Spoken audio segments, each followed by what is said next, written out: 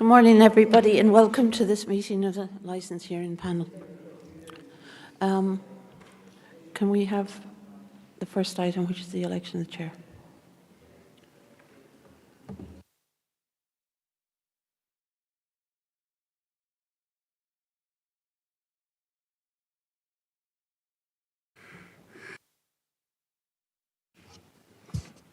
Yes, I nominate Councillor Brown to be chair.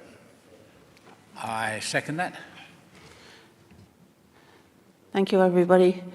Are there any apologies for absence? No apologies for absence.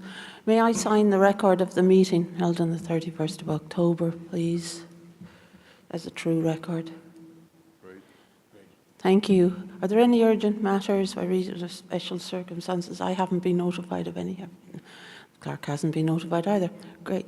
Any declarations of disclosable pecuniary interests or other significant interests, please?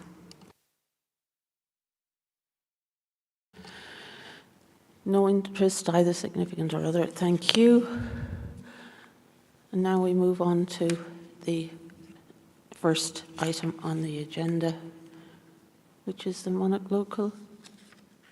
And I invite the applicant and the representative to, oh, I beg your pardon, Franco, sorry, the licensing officer to present the case and then the others.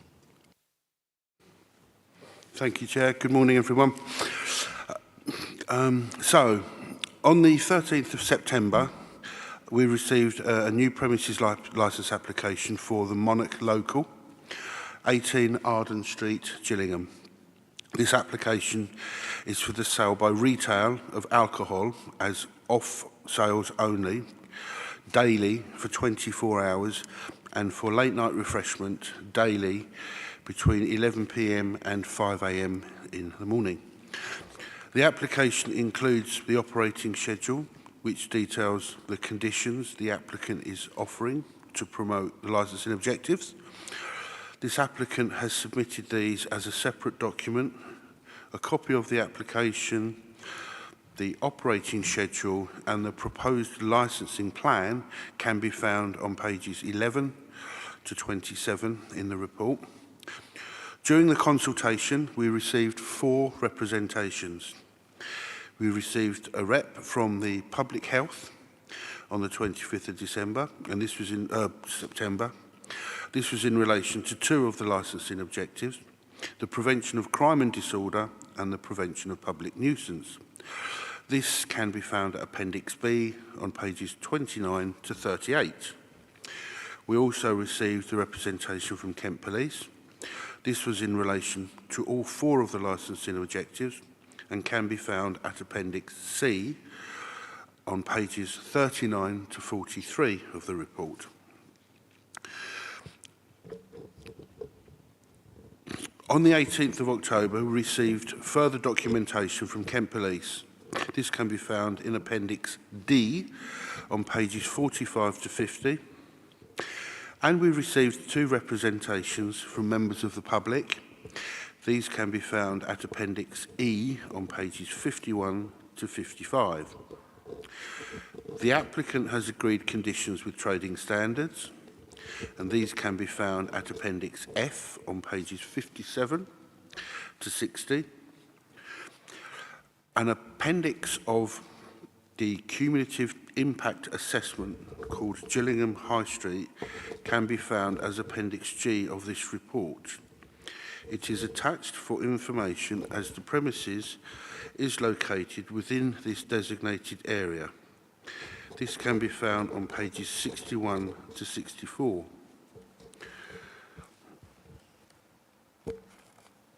It is for this panel to decide on the appropriate action for this application, taking into account all the evidence brought to your attention, both written and oral, alongside the Licensing Act 2003 and its associated guidance. This panel can decide to grant the licence as applied for, amend the application, for example, changing the hours, adding or amending conditions, and refusing the application. Thank you. Thank you.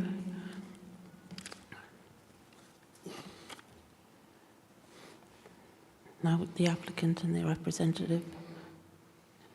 You can speak in support of your application. Thank you, Chair. Chair, I think we heard about this application, but I want to give a little bit of background to this application, Chair. This has been a long-established pub, like on licensed premises. The licenses still exist, and live. So, Chair, I think the applicant here has taken over these premises. So he had like two options, either to continue with the pub, the license still there, or to change it to other operation. Chair, I think talking to a lot of online places in the area, they all are struggling at the moment to the pubs and restaurants and the bars and restaurants and things like that. So since then, he decided to open a convenience store. Chair, I think just want to let you know about a little bit of background for the applicant as well. He's running another premises called, what's the name? Express Food Centre. Yeah, Express Food Centre, just about 3 minutes away. And this is the premises he has taken over also in addition to that. Chair, I think we have,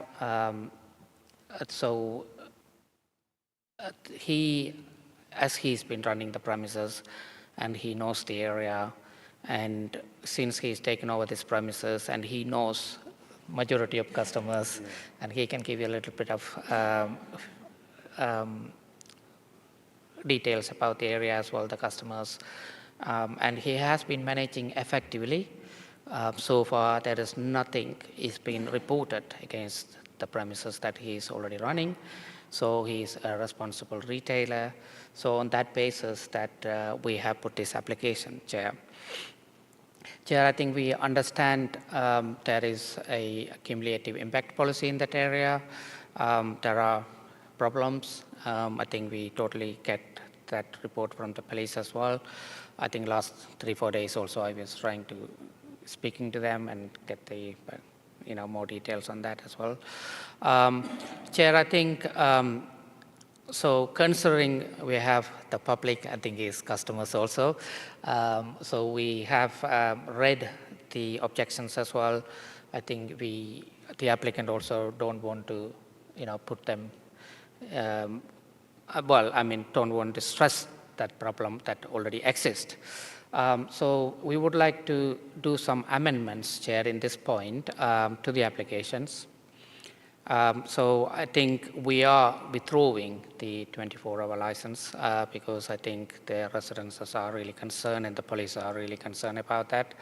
And I was reading the objections from the public objections as well. They are, the Paul Clooney and Bryce, and they all said that why this premises can't be 11 p.m., why 24 hours, So we really listen to them, and it's important for him also not to upset any local residents who are his customers. So the amendments is, Chair, 7 to 11 p.m. To address the majority of concerns that's been raised, Chair. Chair, also we would like to update the conditions on the license. So since all this representation come through and going by the details objections, we would like to update the conditions on the license, the operating schedule that we already provided in the applications. We would like to replace with a new set of conditions to address the concerns raised by the objectors on this application. Chair, I think if it is okay, we would like to, we have sent this to the police earlier, and then we only sent it to the council yesterday. So I think it wasn't within 24 hours. And Chair, I think since we've been discussing about these conditions previously with the police as well before yesterday, We would appreciate we could distribute this consent so everybody has a copy while I'm talking.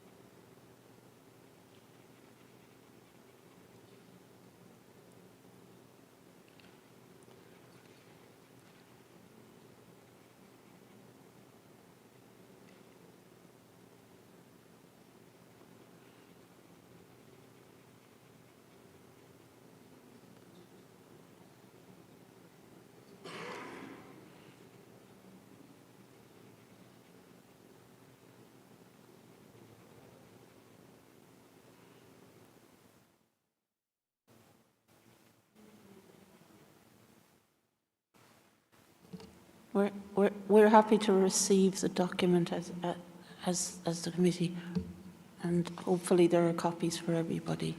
Chair, I haven't received a copy of this. No, we haven't received it yet. They're giving it out now. I'm happy to adjourn while we read it. Yeah. We're going to adjourn for 5 minutes while we read this. Okay, you can sure. turn off your mic.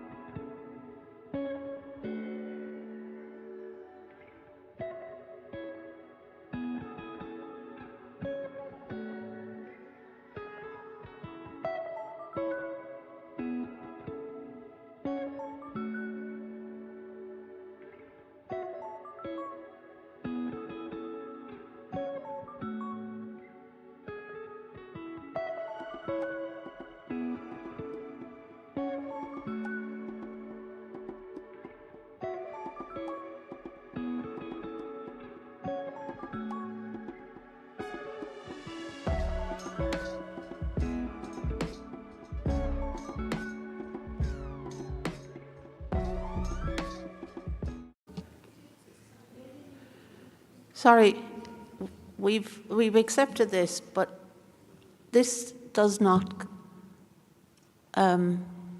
match with what you said. And I'm confused as the chair of the panel, and I'm sure members around here are also confused.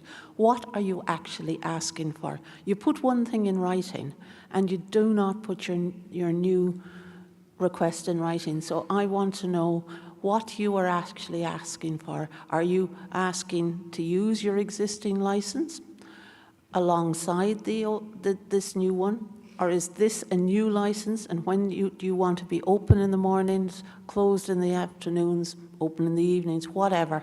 I am not, the only times I heard was 11 o'clock. I honestly didn't hear anything else. So if you could give us a synopsis of what you actually intend to do.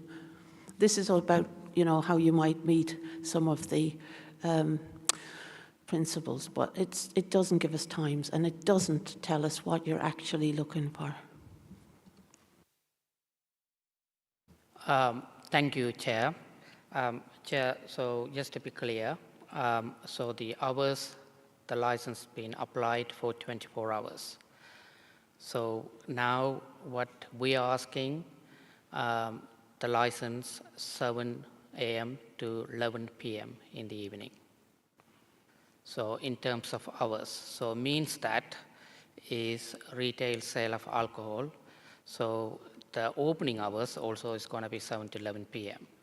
It means that there is no late night refreshment. It's only a retail sale of sale of alcohol as part of the supermarket, 7 to 11 p.m. And then that's one thing regarding the hours. I hope that is clear. If anybody has any questions on that. No, that's clear for me. Is Yeah. that clear for everybody?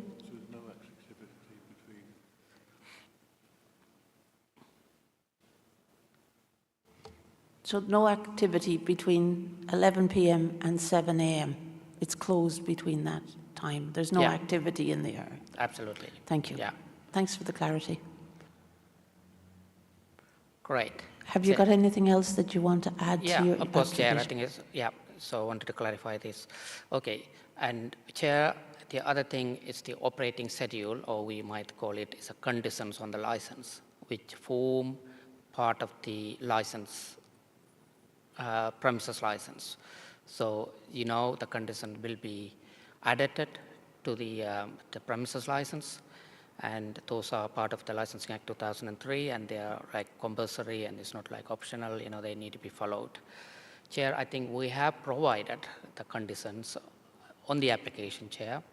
So what we are saying right now, we are totally removing that and supplying with a new set of operating schedule. So that's what we have given here, Chair. So the operating schedule has now been replaced with a new operating. It's not, there are things similar, Chair, but I think we wanted to address the concerns that especially the police raised in a more comprehensive way, since, you know, there's a problems in the area. So that's clear in terms of operating schedule? Okay, great. Thank you, Chair. Chair, I think now in terms of the public objectors, I think that's a very important part of, you know, the community.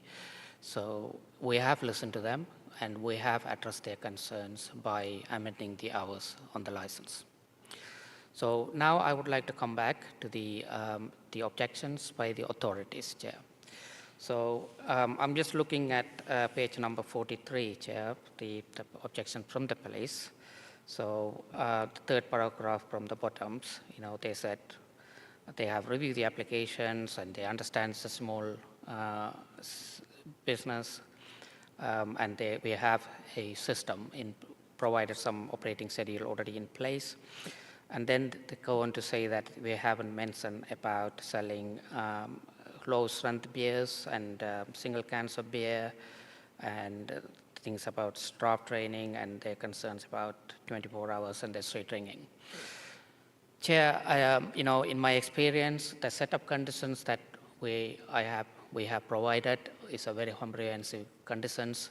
I myself personally work with so many other council like Westminster, Newham, and where the cumulative impact policy is existing, and we work with them with the similar conditions. And so to address, and recently I was working in Westminster in Covent Garden, it's a very high problematic area, so we have provided these kind of conditions to address that concern. The authorities were happy. But now, Chair, I think that's one of the reasons I would like to come to that. The main problem here, Chair, is the street ringing. That is the concerns raised by the objectors, and it is an issue.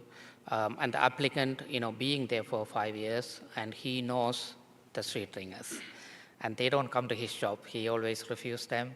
So his area, anytime if you visit, you won't see any cans and bottle in that area. In the morning, I was just walk around to see if there is anything, So he's managing it well. And then he wanted to continue that, Chair. So, Chair, I think on the conditions, under condition number 5, controls of alcohol, Chair, it's a well-known that street ringers buy high-strength beers, above 6.5. And the other shops in the area, they are selling it. So the question we have here today is the cumulative impact policy. So it means that whether the granting a license for this particular premises would exacerbate or would increase the existing problems. So while the other premises selling the strong beer and this particular premise is not selling it, so we are not contributing to the problems. And also the street ringers buy single cans of beer. Mostly they have no money, and or whatever the reasons, they buy single cans of beer and drink, and later on buy another one like that. So we are not selling single cans of beer. So we have provided those conditions here. In addition to that, those conditions we have provided are very comprehensive in terms of promoting the licensing objectives. In particular, we are talking about prevention of crime and disorder, prevention of public nuisance, Chair. Chair, continuingly, I would like to, so that actually address the concerns that raised by the police. Chair, coming back to the cumulative impact policy again, the way I wanted to look at this application, Chair, that there is an existing license to 1 a.m. As a pub. So the license still exists. So that will be sitting there, but this is a new applications for off-sale of alcohol. Chair, also this particular premises is also joining a premier supermarket. This is actually exceptional. Let me tell you why. Because this is the extension of the existing premises he is operating responsibly. Another branch with the same license holder, been operating that, but then also this particular premises is addressing more with the conditions. And Chair, also, this is going to be joining a premier store, and extension of the branch is already have a license, and we are providing all these conditions on the license. And also, Chair, this is not alcohol off sales only. People on license only alcohol place to a supermarket is an improvements of the place, because because some of the residents reported some issue with the previous operation of the pub. There are people causing issues after 1 o'clock, something like that. But now, right now, we are asking 11 p.m. But also the premises is improving. And Chair, I think there are properties is being built up, flats and things like that. So this premises is coming to use rather than unused, and coming as a local convenience store also, Chair, I think it's a positive additions to the place. And considering, the town centers are dying and this particular small place, and there are businesses struggling, but this premises is coming to life.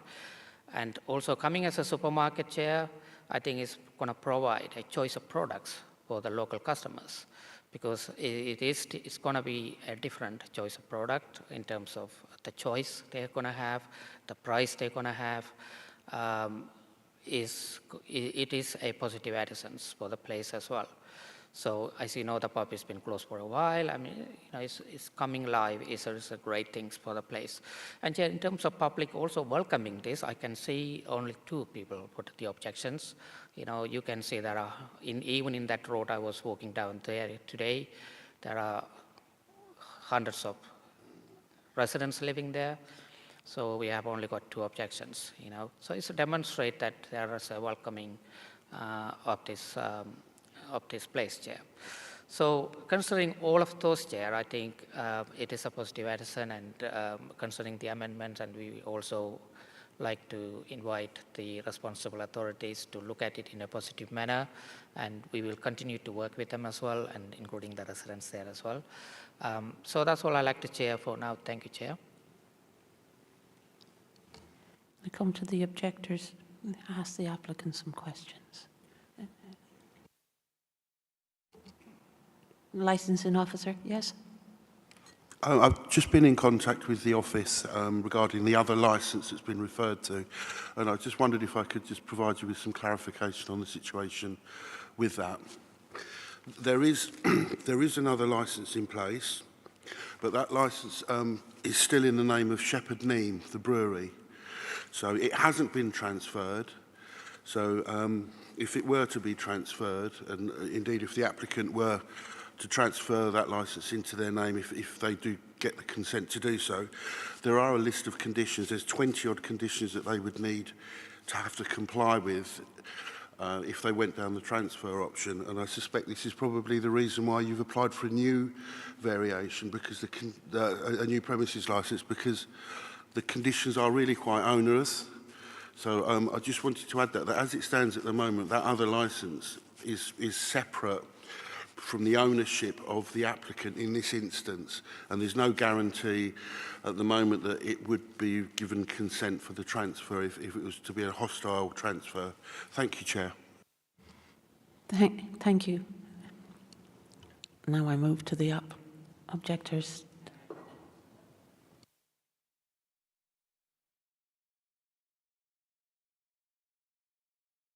Now, if I can say something on that, Chair, is that okay?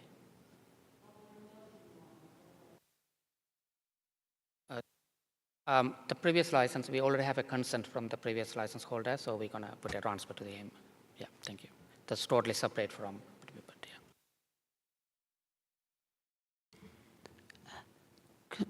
Yeah. Can I move just down the, yeah. Thank you, Chair. Sorry, thank you, Chair. I appreciate what you said. Thank you very much. I have a question. I appreciate you've put in another list of conditions, and they've been added to from the original application.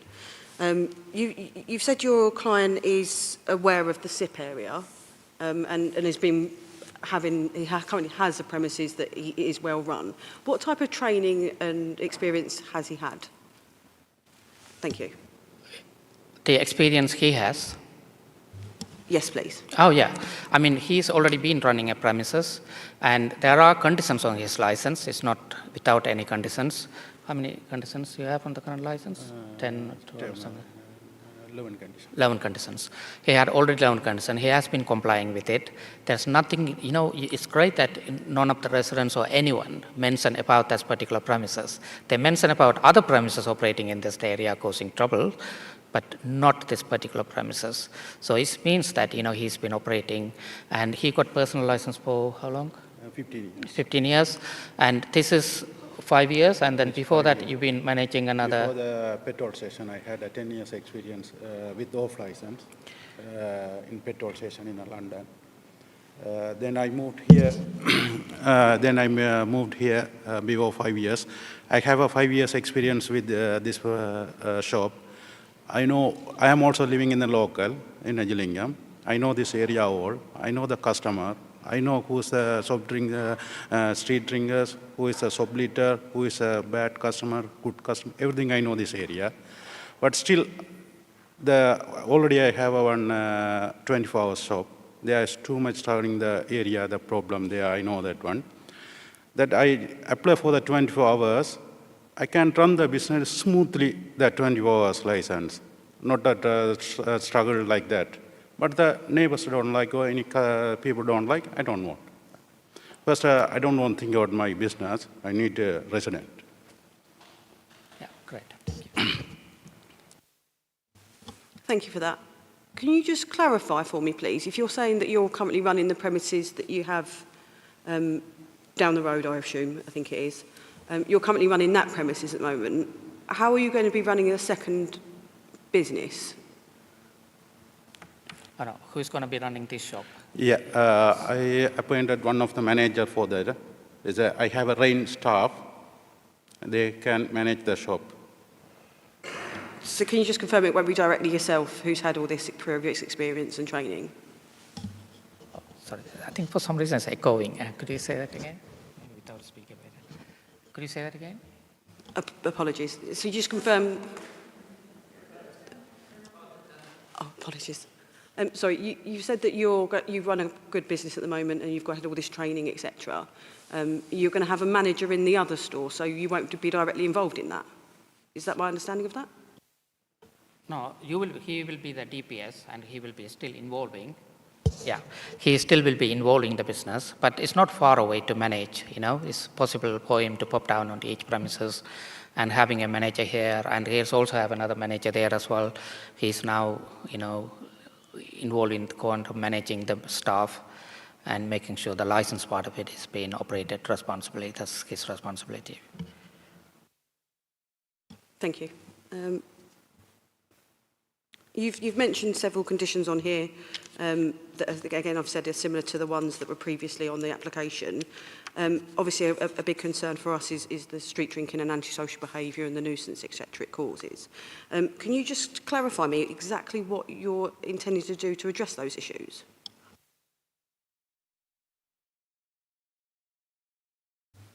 Apologies. How you intend to address those particular issues?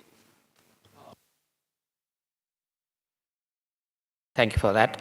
And also, you know, the current premises existing don't have those conditions, including the current he's running. You know, he's been refusing the street drinkers, they don't come to his shop. But the thing is, now having this premises, having no single can, no strong beers, and with the experience of refusing and comprehensive staff training program, is actually a positive addition, you know. Then you know who is contributing the others if that's a problem. But right now, what we are with the cumulative impact policy, you know, it is important we demonstrate that we don't add to the problems that already existing. So how are we going to do that? Through our operating schedule.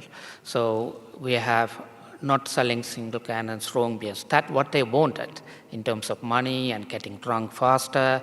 The street drinkers not interested in like a Stella or something like that mostly. You know, you don't see them on the street, you know. So they wanted like a strong beers.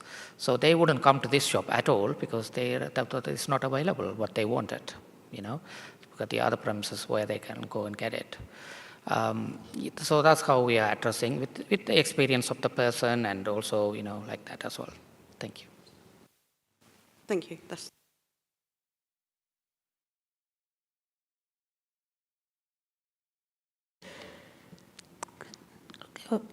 Can I have the next person, please? Thank you, Barbara.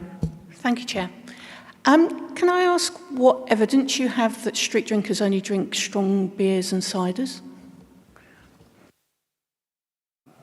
Well, it's a clear evidence because he has people coming and he is refusing, you know, for them to sell it, and they are picking up the strong beers from his shop also.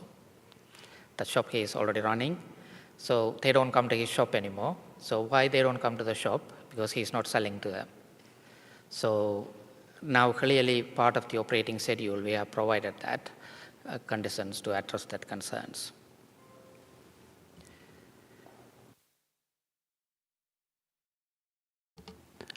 Thank you. The objectors, if you've got questions for the applicant. Yeah, I've got a question for you. You say you want to open, you're off selling beers at 7 a.m. in the morning. Do you realise around the corner we get alcoholics around the back drinking, shouting and screaming in the early hours of the morning? By you selling alcohol 7 a.m. in the morning when people are trying to sleep, that will cause a problem? Yeah. All right, thank you. I think I'm not sure what about the other.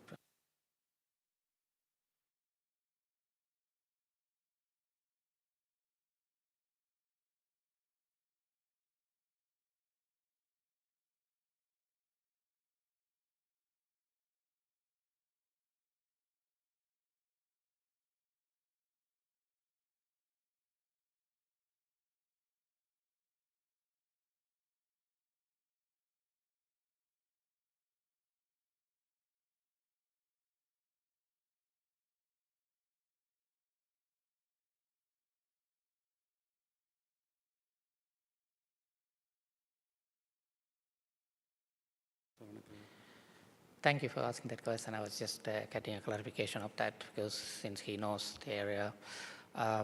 So he's saying that those people, right, are drinking the strong beers, which they get it from the other premises. They also open 7 o'clock in the morning.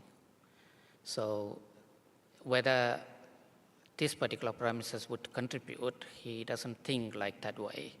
Where those people will come to this shop to buy it. They will still be drinking from the other premises buying it. But however, would we, in terms of yeah? So since you are concerned about 7 o'clock, you might be sleeping.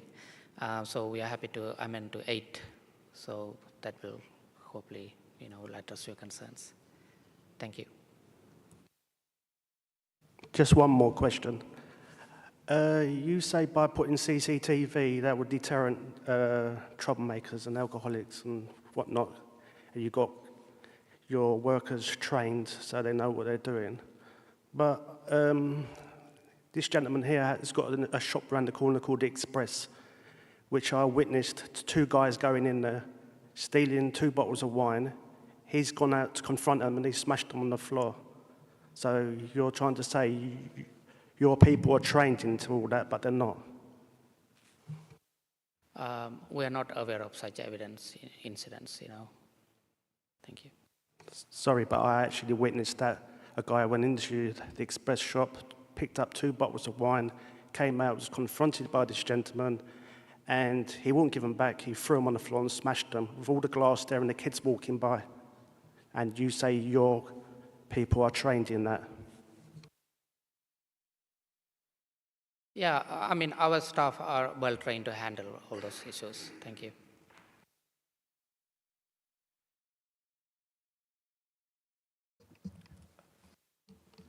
Does the other objector want to speak? Oh, is that on? Yeah. Hello. So yeah, I'm actually as well, like, I know you said obviously there's only 2 of us here that are objecting, but I am aware I live in Catherine Court and pretty much all neighbours but one, we do have a neighbour that is an alcoholic that the police have regularly come to our block for attendance for it. At one point it was literally 2, 3 times a week and she drinks all the time. She is the main one to cause issues, and I feel that if that shop's there, it's going to encourage her to be hovering outside because she will hang outside these 24-hour shops and start begging for drink off people. She will start shouting off her balcony when she sees blokes walking past. So it's a bit, if you know what I mean, having that there, it's giving her straight access to then encourage bringing these people, if you know what I mean, more into our area. I have witnessed in the past as well people doing drugs below my boy's bedroom window. That our block actually has CCTV itself up, but that's not making no difference. Sorry, just one.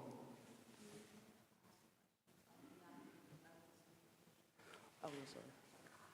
I forgot what my question was then, because I live off One thing I'd like to say, when you were saying earlier about there's only 2 objectors here that are objecting against your licensing, I just want to know, for reasons, why was your license application put on obscured glass, then clear glass?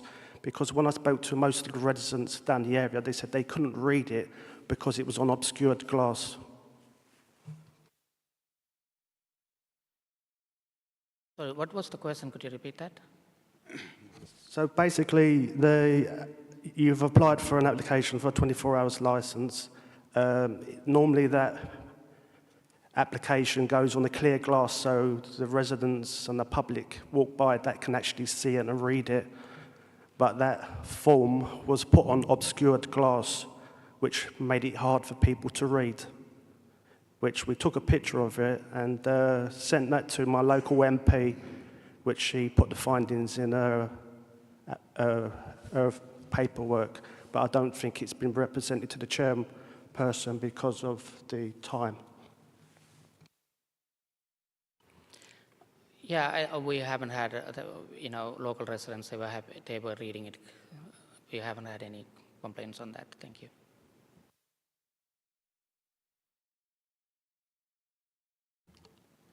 Have we any more questions from the objectors? Police, no more questions? Thank you. It's now for the panel to ask some questions. Have you got any questions? Councillor Sands. Thank you. Thank you, Chair. Just a couple of quick ones, really. Early on, you said that the applicant is aware of all the street drinkers in the area. And you also said that they only drink alcohol above 5%. In your letter you sent round to us, or your notes you sent round to us, you're still intending to sell alcohol over 6%. So I'm not sure how that works, that you're kind of trying to take away the street drinkers. And of course, you know the street drinkers. Do all your members of staff know the street drinkers? I don't know, do you have photographs of them all in there so they know them? And that's a worry for me. And I just think, is the supermarket an add-on to the off-licence sales, or is it the other way around? Would you prefer to run a convenience store with no alcohol, or is alcohol the prime reason for this? Thank you. I think it's the premier store coming up, right? It's part of the retail group. And so, as you know, when customers coming, it's a convenience store and supermarket. And the thing is, people do want to buy all the product. So part of the supermarket product, alcohol is part of the product. I think it consists of less than 15% space in terms of space-wise also. And all the rest of it, like probably about more than 85% of it, is all the other product, like household, grocery, food items. So you can see from that, alcohol form part of the, like any other supermarkets or any other stores, form part of the product. So, and the important for the store to sell alcohol, because somebody want to do a shopping and they want to buy a bottle of wine, when we are not selling, they're not going to come to buy other products also. So this is like having all the product is important for the business to serve the customers. Thank you.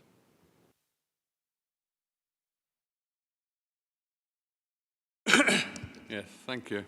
Yeah, I've got a couple of questions, really, or 3 or 4 questions, actually. Is your business principally a convenience store or an off-licence? That's the first question. And secondly, associated with that, you say here that you're going to have consumption of alcohol off the premises. So, are you going to allow the consumption of alcohol on the premises? That's another question, because I noticed in your Appendix G on your sketch, you have a toilet there, item G. Now, most convenience stores I know don't have the provision of a toilet. So, there again. And thirdly, on the parking issues, parking restrictions around there are extremely tightly controlled. So it's likely that you won't get many customers turning up in a car because there's nowhere to park. So the corollary of that will be that people who buy alcohol from your store will more than likely be drinking it on the street, which is something which we are not particularly,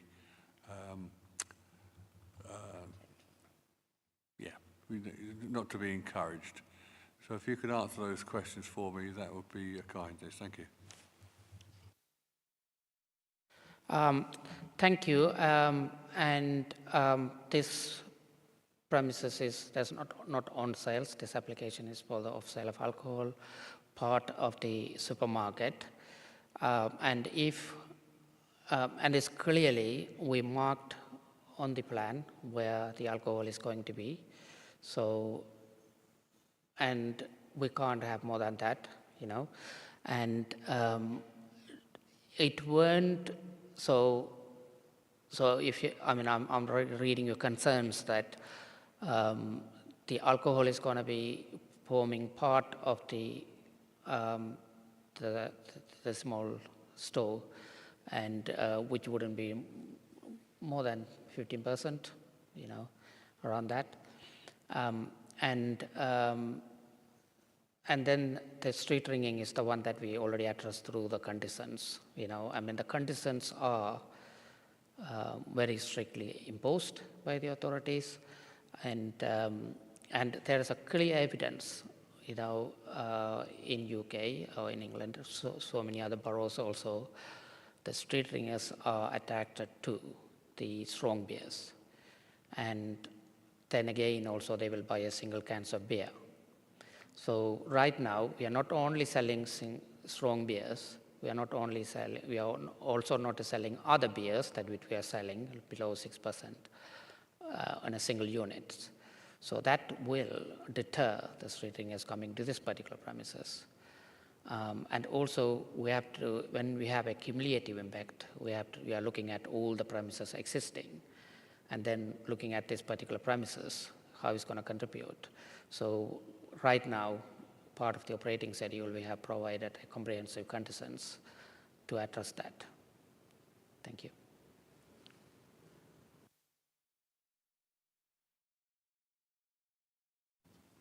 I'm still really concerned that the provision of a toilet will encourage people to stay in the store, which seems to me to be strange for a convenience store.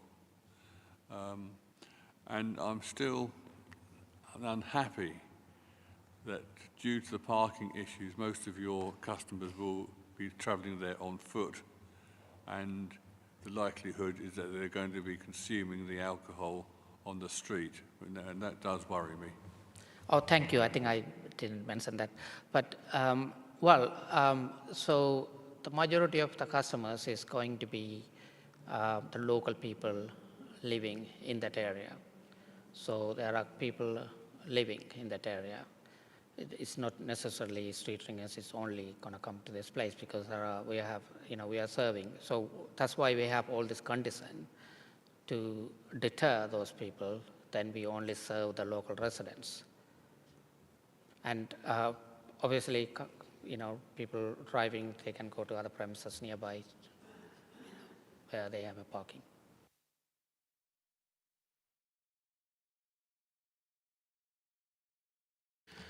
What comes to me, and I've got questions, but I prefer the applicant to answer these questions, as it is his property and it is his business.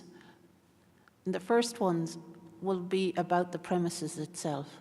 And I do take the point that Councillor Kemp made about the layout of this store. My first question is, and it does lead on from Councillor Kemp's question around this toilet. This is shown with an entrance from your storeroom, but also from the premises itself. This looks to me like a rat run for people, and given the amount of violence in the industry against shop workers, I see this as a health and safety weakness. So can you explain why it's like that, number one? And I have more questions around your shop. This is your drawing. We are reading it. It is your drawing.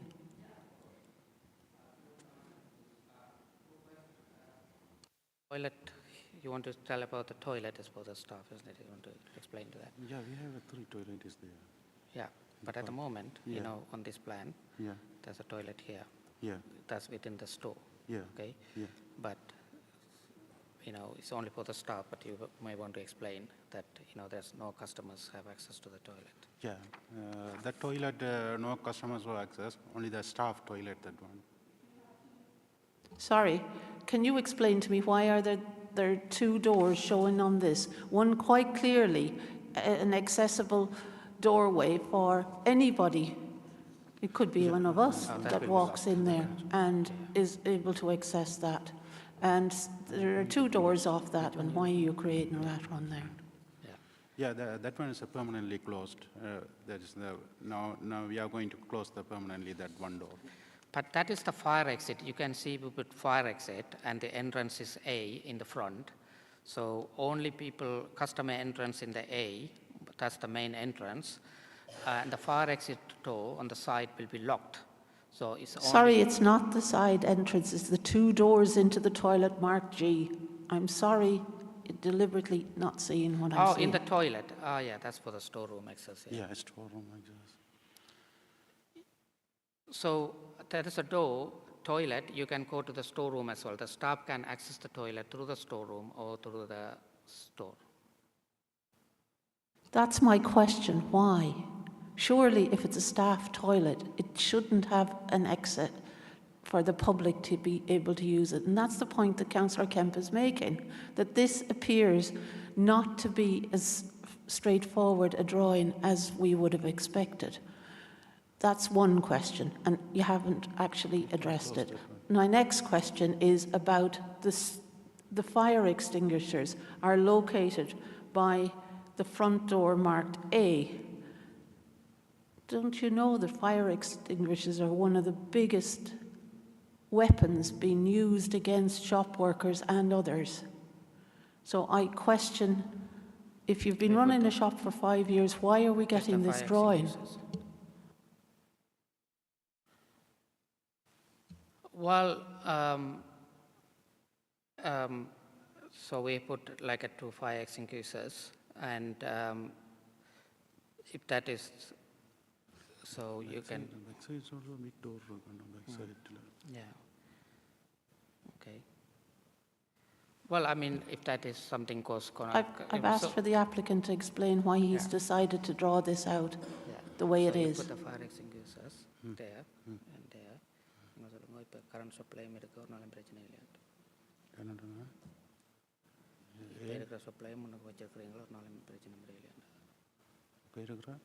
Yeah. So they said if that they can be used as a weapons for this.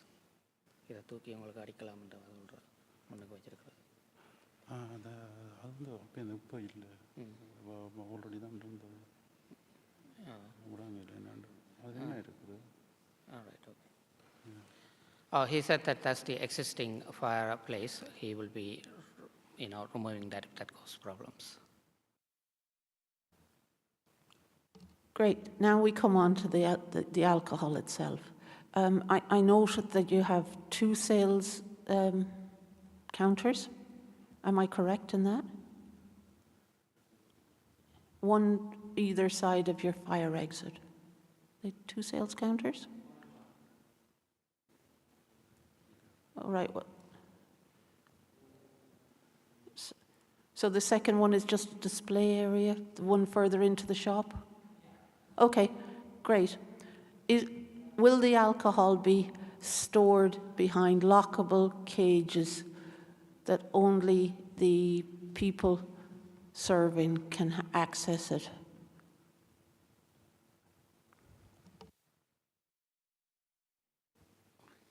So at the moment, where we put the lines, the marking where the alcohol display behind the till, and also the freezers and the wines will be there. And it's not under the lockable cabinet while it's open. So, yeah. Right. And the one that's in the middle of the floor, that's unsecured as well?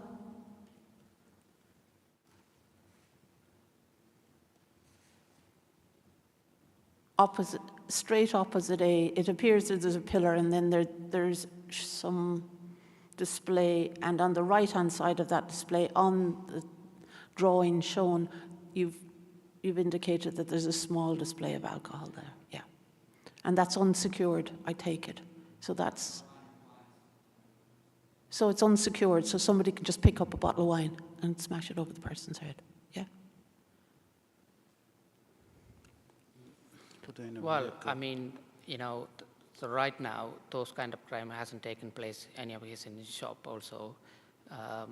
And that's why we have CCTV and all the other system to prevent that, because prevention of crime and disorder, you know, when people have a CCTV system and things like that, people don't do that, you know. So sorry, every single night on local television, there are shop owners complaining that they're being robbed, that they're being assaulted, that they're being abused, and it is particularly onerous in areas where we have large amounts of antisocial behaviour.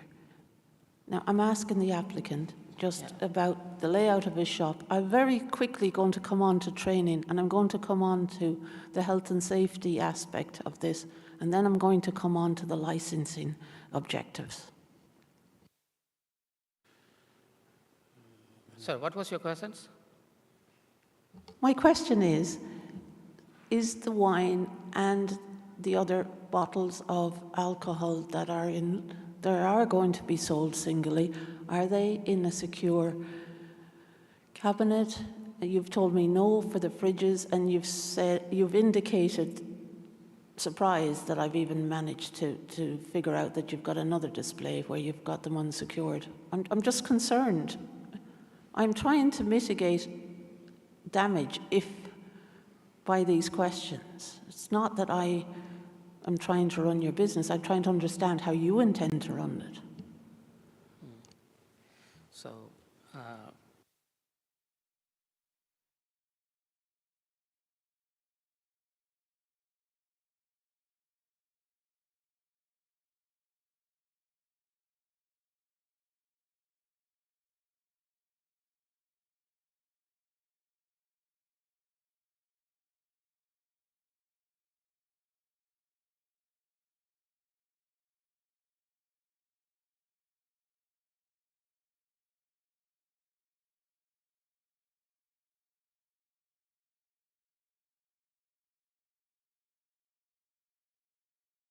explain to me. Yeah, actually, this problem I have already in the shop. If in case I have experience for like kind of that problem and other things, I have all the time two staff in the shop. In case anyone come to this problem, we can sort it out in two staff. And I know the people. I have experience.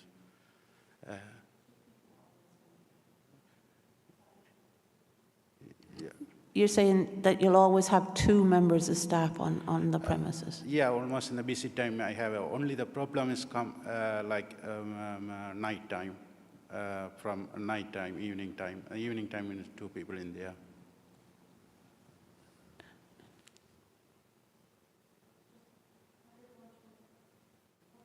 You're telling me from a particular time you're intending two staff, or you're intending them 7 to 11? Or if we put in different times? Sorry, I didn't quite understand. Yeah, no, what he was saying, if I can explain, you know, he knows from experience, he's been running the premises, and where the problem more likely to occur, like in the evening at the weekends, you know, when those kind of times, he will have extra staff, and he's already been doing that from the existing premises that he's already running. Yeah. You know, where those kind of issues happening. Okay, this question is for the applicant directly. Can you give me the 4 licensing objectives, please? And this is for you to tell me, because you're already running a business. You'll be easily able to answer that question. join the forge, prevention of crime and disorder, and public safety, and protection of children from harm, and prevention of public nuisance. Thank you very much. Thank you. I haven't got any more questions. Thank you for answering those.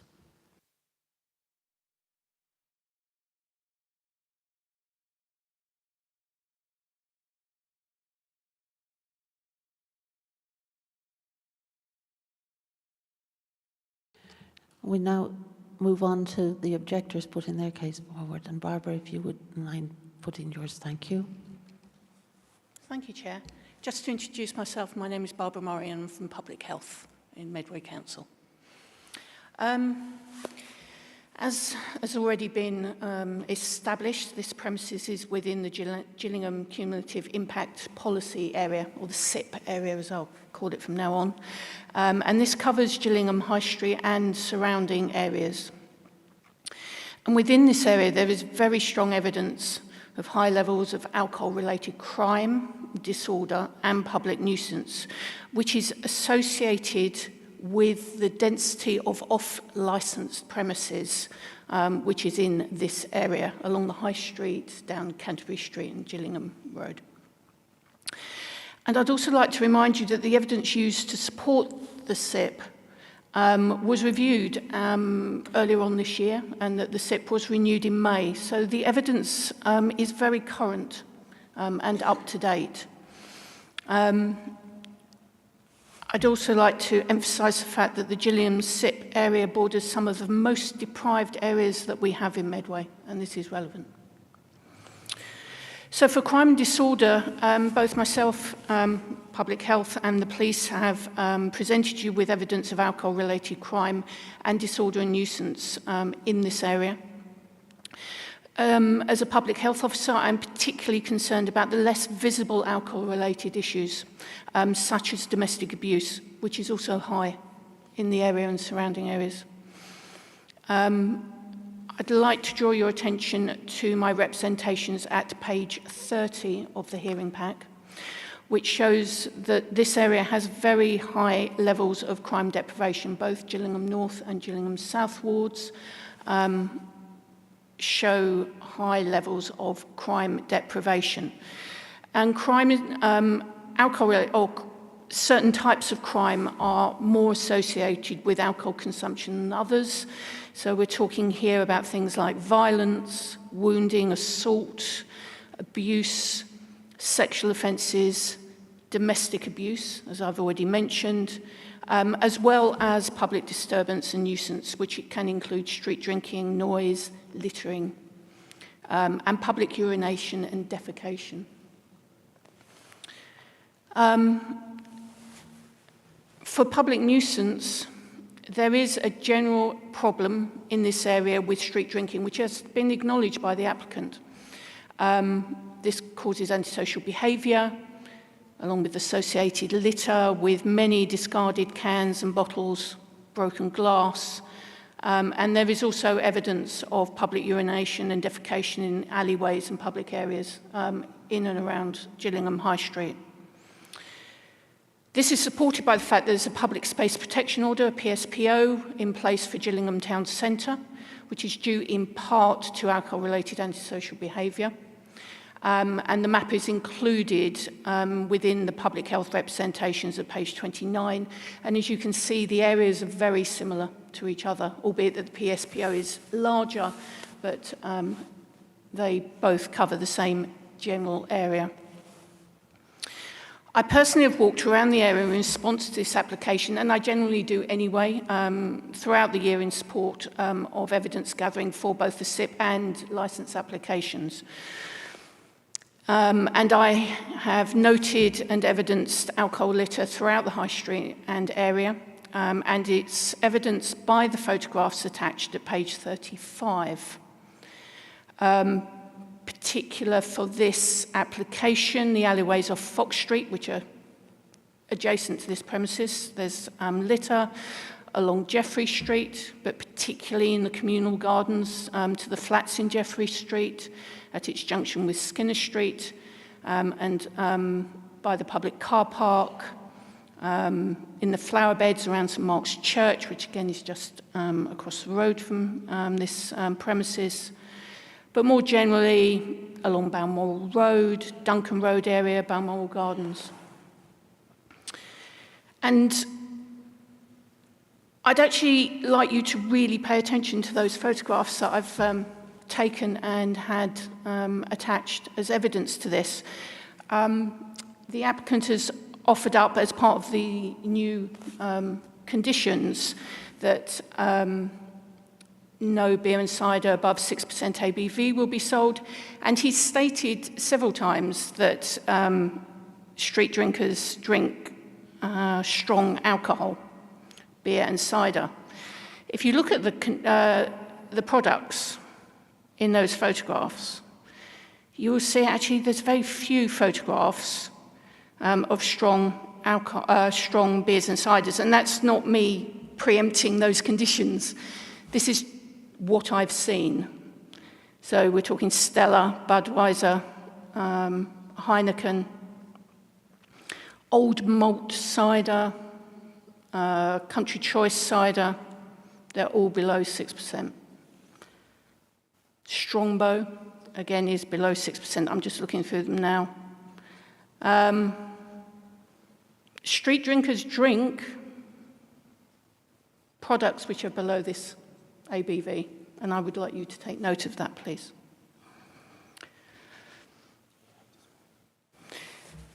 I'd also like to say that while walking around, I have noted strong smells of urine and evidence of public defecation in several areas in and around Gillingham High Street, including the flower beds bordering St Mark's Church, and in the alleyways leading off Balmoral Road, around the back of Aldi's, that sort of area.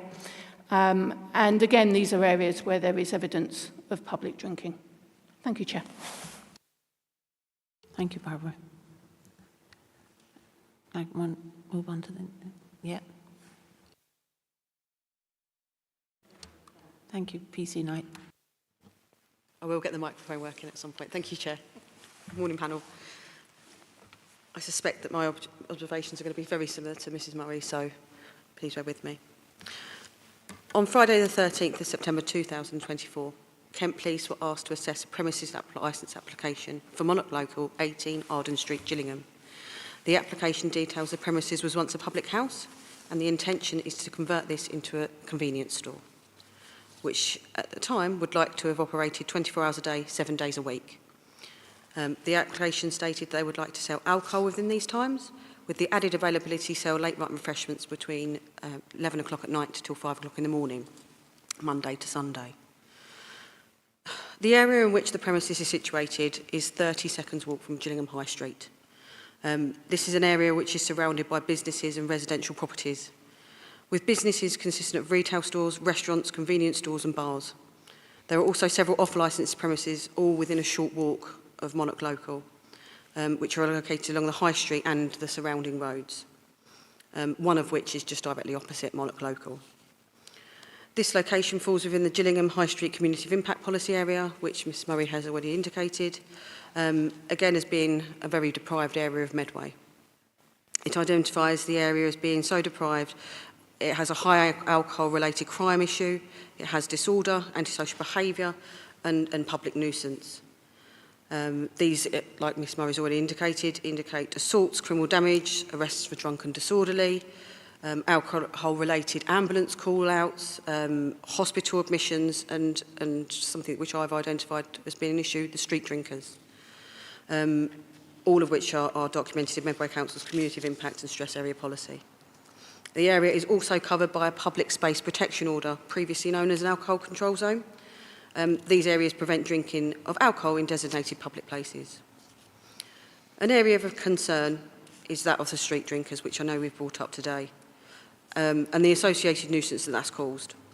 Researchers have identified that drinkers are linked to antisocial behaviour, litter, low-level crime, shopliftings, fights, intimidating members of the public, which again may or may not be deliberate, but they create an environment which deters people from visiting that area. People who are street drinkers are likely to be increased risk of causing harm to themselves and others, and have been known to behave disorderly, which can be perceived as violent and intimidating by members of the public. Monarch Local is within the area which has a high level of street drinkers. From reviewing the original application, there was no reference by Monarch Local being within the SIP or the PSPO area. I know today that we have since identified and we have stated that we are aware of that now. As far as I can see from the original application, there was no indication that any research had been conducted into the area to try and see if there are any issues, and there was no indication any risk assessments or speaking to members of the public had been conducted, mainly for them to identify themselves how the issues are affecting people in the area. No mention was then originally made about the stresses of street drinkers and their associated risk. Again, this is all stuff that is easily identifiable and easily found in Medway Council's Statement of Licensing Policy. And it is recommended in there that an applicant conduct such assessments for their business to have a better understanding of how they should run. Whilst I do note that the premises is small, and initially they gave conditions, which is CCTV, incident books, refusals, including age, drunkenness, etc.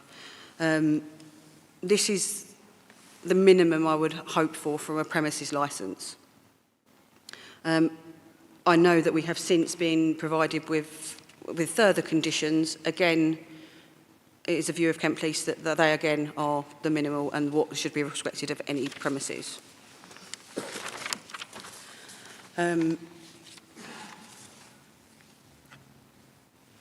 I would like to, and I appreciate that you would have read the associated documentation that I would have provided from PC Fuller and PC Knight, and I know you would have read through them fully.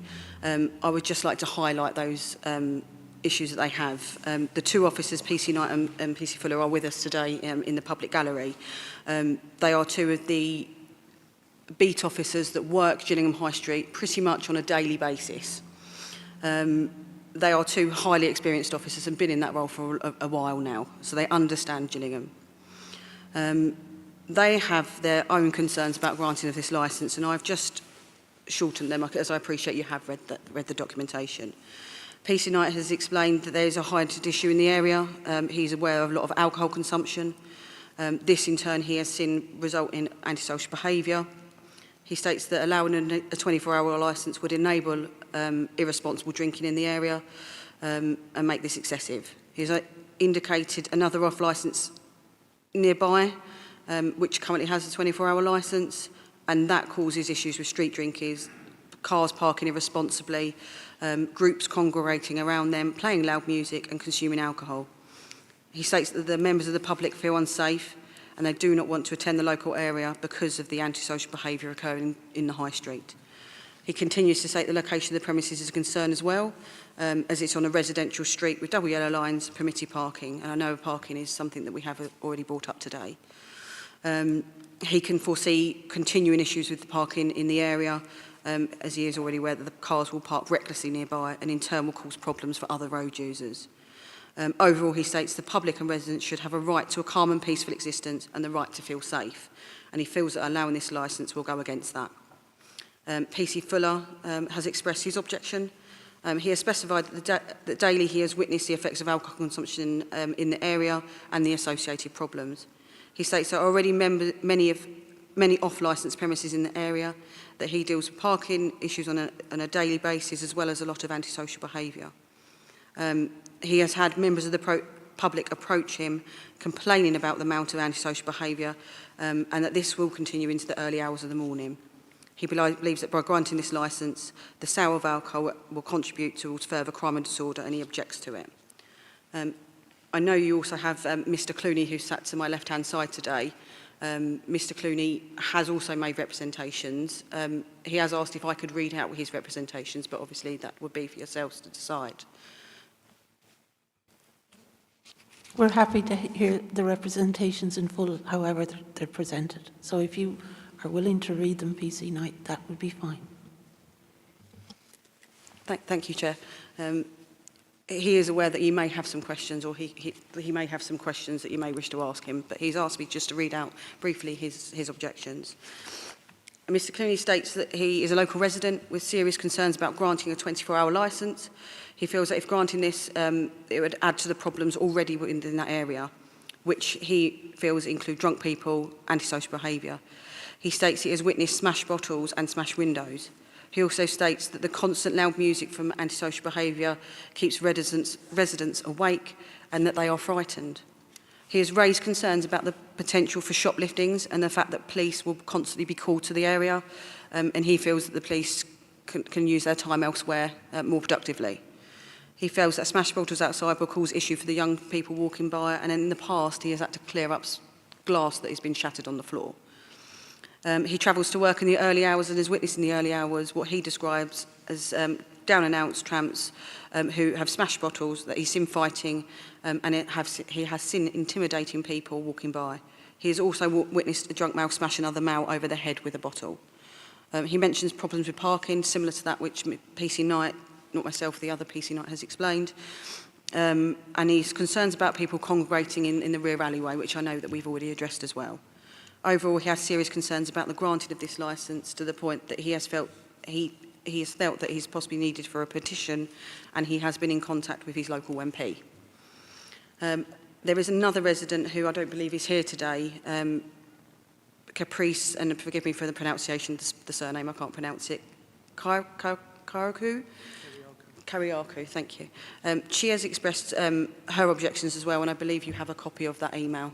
And it addresses the same concerns as what Mr Clooney and the others have already objected to, so I won't read that out.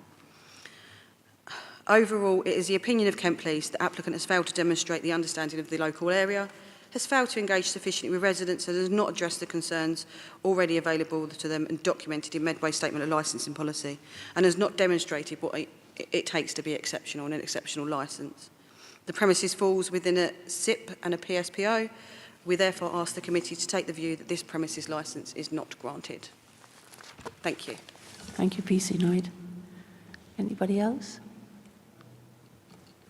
Mine pretty much is summary of everyone's stuff anyway. Like, apart from obviously I did say as well, obviously with the parking and things, if it's inviting more cars to park up dodgy, it can come more of a hazard to children and everyone crossing roads and stuff.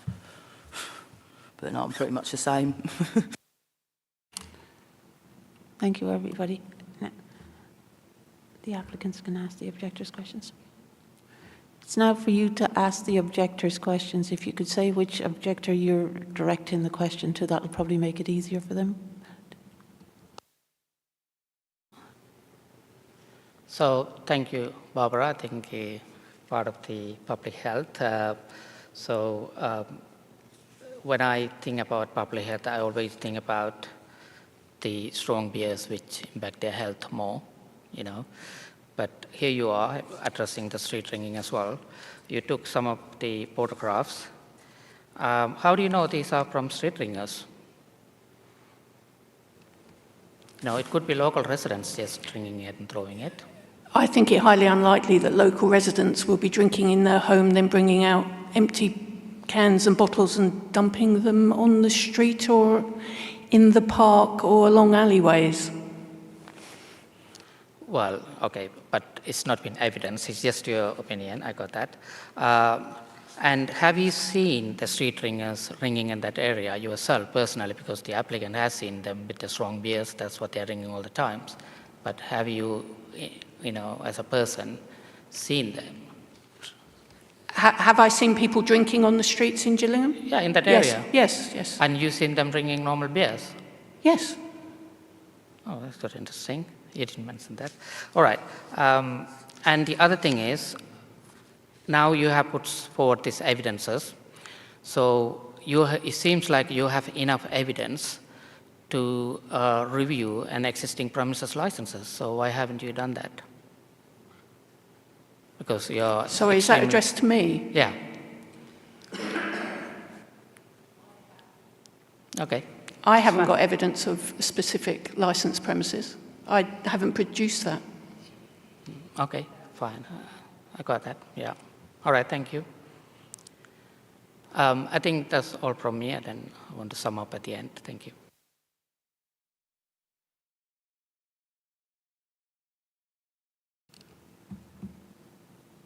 Nicola, are we just taking the summing up now?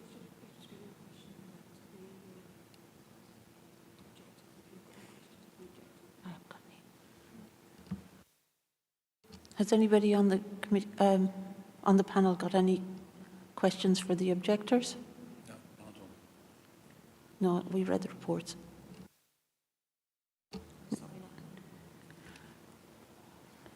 So if you'd like to just...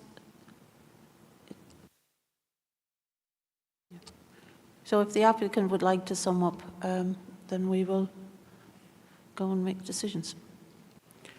Thank you, Chair. Yes, few points, Chair.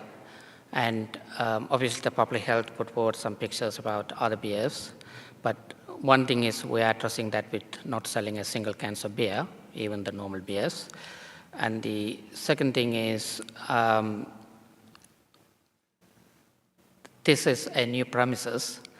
All this existing problem clearly been evidenced. There are a few statements there to address to another premises opening 24 hours. And right now, this particular premises, we are not opening 24 hours, opening on a normal up to 11 p.m. So all the other premises are opening, and now we are addressing through a number of conditions.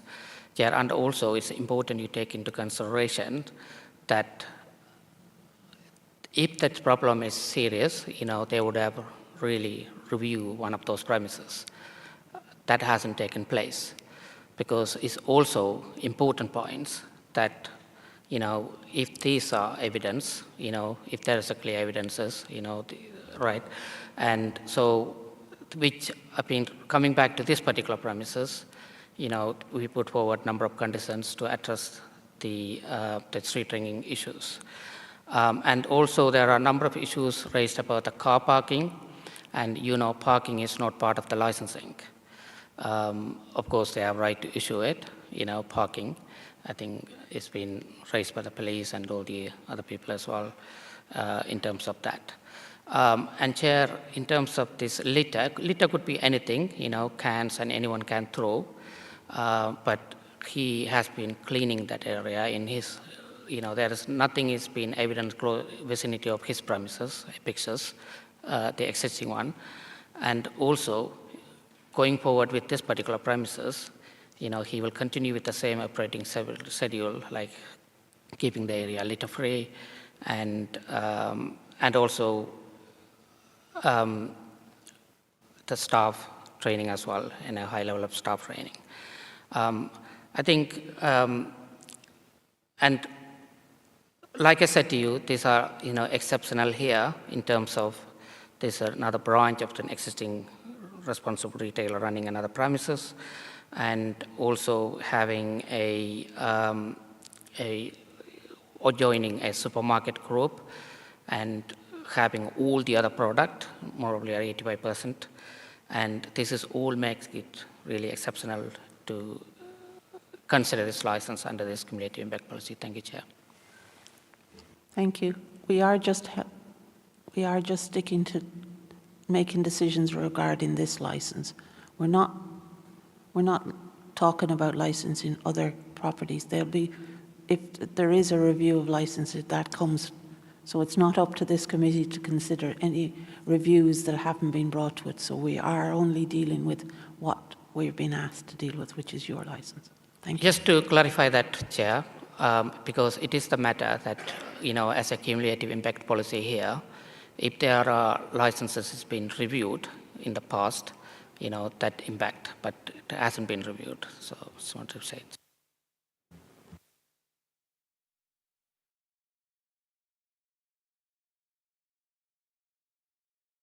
Do the objectors have anything to add now that you've heard the summing up?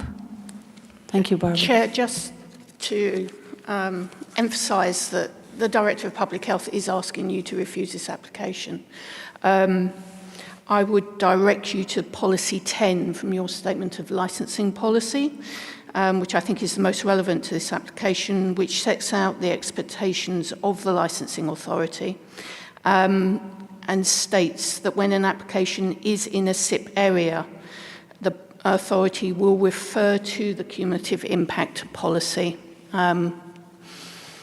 in their decision. There is nothing exceptional about this application. The conditions offered, the measures offered, are nothing more than you would expect from a well-run licensed premises, and therefore the director does not believe that it fits the criteria under the SIP policy and would ask you to refuse it. Thank you. Thank you, Mrs. Murray. Anybody else? Thank you, BC Knight. Thank you, Chair. We would reiterate exactly what Ms Murray has said. We are also objecting to this licence in full. Thank you. Just for clarification, we're objecting to the licence under the SIP, irrespective of the opening hours, because they changed everything at the last minute. Yes, irrespective of the conditions that have been offered at this hearing. Thank you, Chair. We concur.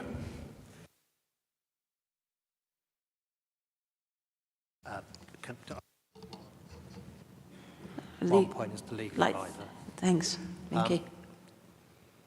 Is it your position, both from public health and the police and the objectives, that no other conditions could be put forth to overcome exceptional circumstances from your position? I'm not saying never, but certainly the conditions that have been offered, and I can't think of any off the top of my head now that would fulfil the exceptionality part of the policy.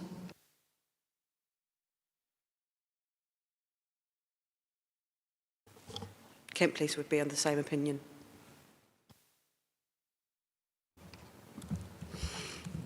Are the conditions that you're proposing, are they the only positions that you're adopting, or do you want to add any further ones?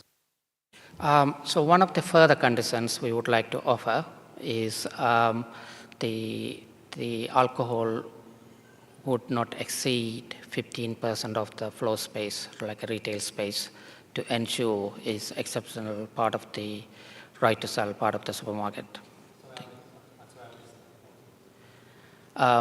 So the retail area of sale of alcohol would not exceed the 15% of the total retail space, or find a wording similar.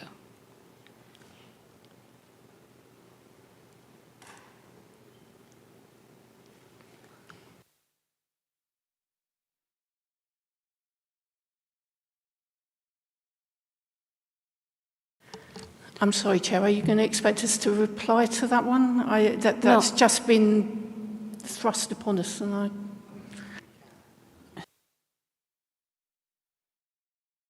I still don't think it makes any difference to me. Sorry.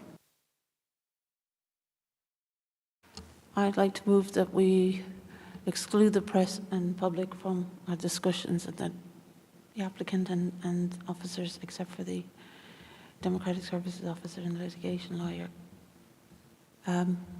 while we deliberate. Sorry, and everybody except for the two that I detailed. Thank you.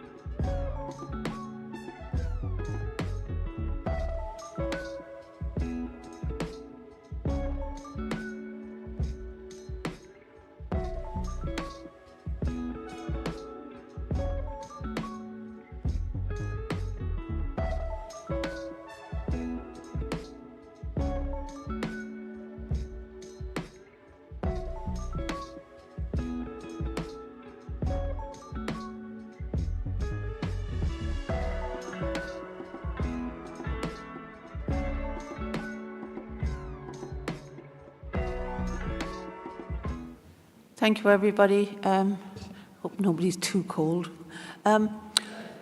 We have reached a decision, and I'm going to read that as stated. The committee has listened carefully to the written and oral submissions from all parties. The committee has fully considered the exceptional circumstances provisions as per the SIP criteria, but has decided to grant the licence on reduced hours. The conditions are set out as proposed in the application, including the new written conditions submitted by the applicant to the committee today. The committee also impose 4 further conditions. Alcohol is only to be served during the hours of 11 a.m. to 9 p.m. All alcohol is to be stored in locked cabinets. All staff, including the DPS, to provide evidence of alcohol licensing training from a licensed trainer within 3 months of operation, and this training to be kept updated and reviewed every 6 to 12 months. Signage to be placed on the windows to respect the community and neighbours, and the sale to known drinkers will not be permitted. The signage is to include those words. The sale to known street drinkers will not be permitted. Those are the 4 conditions on top of the conditions that were already provided.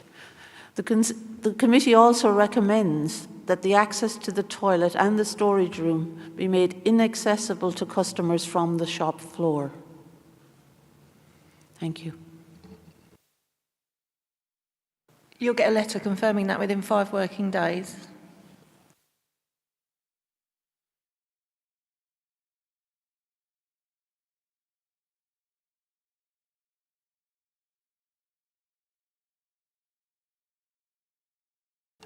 Yeah, the 6% alcohol is already in the conditions.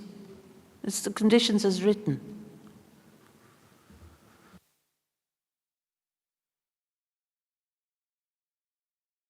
We need to adjourn now to hear the next case. Thank you.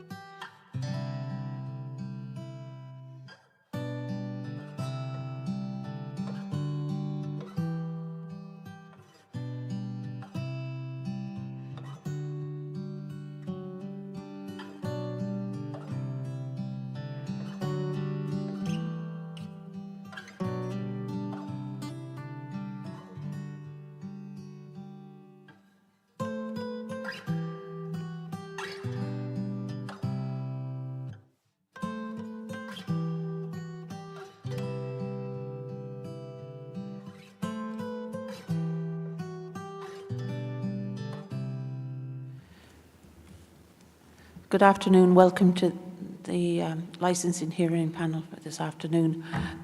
Everybody's got the outline of the guidance for the hearing in front of them, so I'm not going to go through that, but I'll take it as read. Now, it's for the licensing officer to outline the application for us, please. Thank you again, Chair. On the 11th of September, licensing received a full variation application for Strood Mini Mart, 93 Bryant Road, Strood. A copy of the current licence can be found at Appendix A on pages 71 to 75. The application is to vary the current hours for sale by retail of alcohol to 24 hours and to add late night refreshment between 2300 and 1 a.m. Between the hours of 1 a.m. and 5 a.m, the store will be open for outgoing deliveries only, with no public access permitted. A copy of the application can be found on pages 77 to 94. During the consultation, we received multiple representations.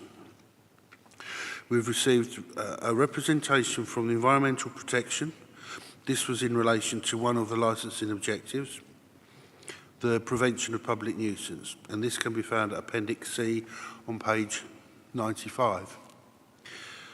We received a representation from Kent Police. This was in relation to one of the licensing objectives, the prevention of crime and disorder. This can be found at Appendix D on pages 97 to 105. We received a representation from Public Health. This was in relation to two of the licensing objectives, namely prevention of crime and disorder and the prevention of public nuisance. And this can be found at Appendix E on pages 107 to 114. We received 22 representations from members of the public. These can be found at Appendix F on pages 115 to 178.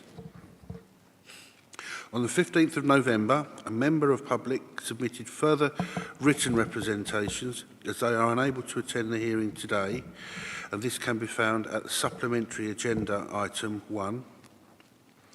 On the 20th of November 2024, the agent contacted Kent Police with their client's agreement to the recommended public opening hours. The client has agreed to the hours of opening to the public to be 6 a.m. till 2300 hours, and to add the following conditions: clear and obvious closed signs to be prominently displayed between 2300 and 0600, no light to emanate from the shop facade between 2300 and 0600, all deliveries to be delivered to a bona fide address and never to a public place. Kent Police have therefore withdrawn their representation to this application. The evidence of this agreement can be found in supplementary agenda item 2. It is for this panel to decide on the appropriate action for this application, taking into account all the evidence brought to your attention, both written and oral, alongside the Licensing Act 2003 and its associated guidance. The panel can decide to grant the application as applied for, amend the application, for example, changing the hours, add or amend conditions, and refuse the application. Thank you very much, Chair. Thank you, Ms. Spazio. I move now to the applicant to speak in support of their application. Thank you, Chair. And Chair, I think directly going into the applications, so there are substantial changes has been made to the application, Chair. So in terms of the shop opening remain as existing between 6 and 11 p.m., open to the customers to coming in and going out. Oh, I will repeat. Yeah, I will speak. Thank you. Apologize. Okay, I'm going to start again. Chair, this application there are major change or substantial change has been made to the application. So the initial application was made to sell alcohol, I think 1 o'clock, something like that. And open the shop as well. So, and also sell hot food. So now what we done, so the current opening hours between 6 and 11 p.m., we are going back, that's gonna be still remain the same. So in a way, just keep it short, the shop is not gonna be open after 11 p.m. and not selling hot food. Since we put the hot food, I think it made a lot of confusion among the public. Are we a takeaway food business or hot food business? I think a lot of them mentions about that. So now that's been withdrawn. So that should alleviate the concerns, all the concerns around that. So where we are right now with the application, to continue to update on the application, the store will only be doing deliveries of not just alcohol, all the product. The store has already been doing deliveries during the time they are opening right now. All the product, including household product, food item, grocery item, and including alcohol. Now, what we are doing right now, we are only doing deliveries throughout the night. So what's going to happen, the store is closed at 11 o'clock. And there will be a window in the store where the people will be coming to collect deliveries. So let me tell you, I mean, right now, a lot of concerns raised by the residents and the authorities has been alleviated through change of the application. But what I wanted to address, we are remain with the public nuisance concerns with the deliveries. And let me tell you how, and we have accepted some conditions with the police in terms of deliveries to address a lot of the concerns. In terms of the noise, so what we are saying, the deliveries happening through Uber and Just Eat is probably overnight 3-4 deliveries at maximum, and because it's not, financially, or it's not practical to have deliveries all the times as and when people order it. So the delivery people like Uber, Just Eat, and Deliveroo, and those people will be collecting the deliveries. And they are already on the road. You wouldn't believe it. People order food overnight, and a lot of people, they do not just the goods, they also do deliveries of, there are 24-hour takeaways where they order deliveries. So the delivery drivers are already on the road. All they are doing on the way, they're just collecting this from these premises also, along with other collections. And also there are petrol stations doing the deliveries as well. And then passing through. So, and also let me tell you, all these delivery drivers are managed and controlled by the respective delivery operators. Every driver has number, and normally they also get a feedback and they manage them because it's a reputation that Uber and Deliveroo they maintain. And the drivers are not going to wait outside or things like that. That's not never going to happen. It's not like a takeaways. Only when the delivery is ready, they're going to collect and then they go. And those people are highly trained in terms of public nuisance because they know it's a residential area and the people are sleeping. And the vehicle they use also, mostly they use electric vehicles. So, and they don't like hang around or talk loud or bang their doors or things like that because they know, because they get feedback, right, any complaints. So they are highly trained people. So I think right now with the changes and the deliveries, we are promoting the licensing objectives of public nuisance.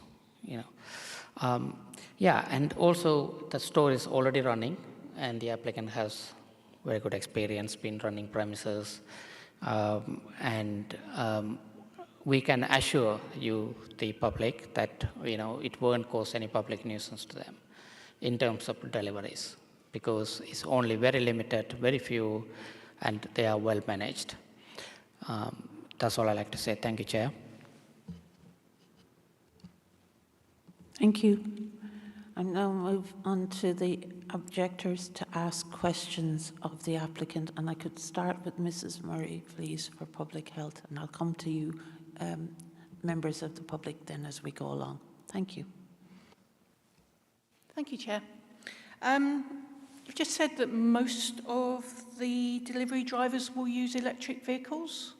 How do you know that? So we know. You can see on the street now, a lot of them use, mostly they use electric cars. If not, they use electric bicycles. And the deliveries are within 2-3 miles range, because not beyond that, Uber and Just Eat, they collect deliveries during that range.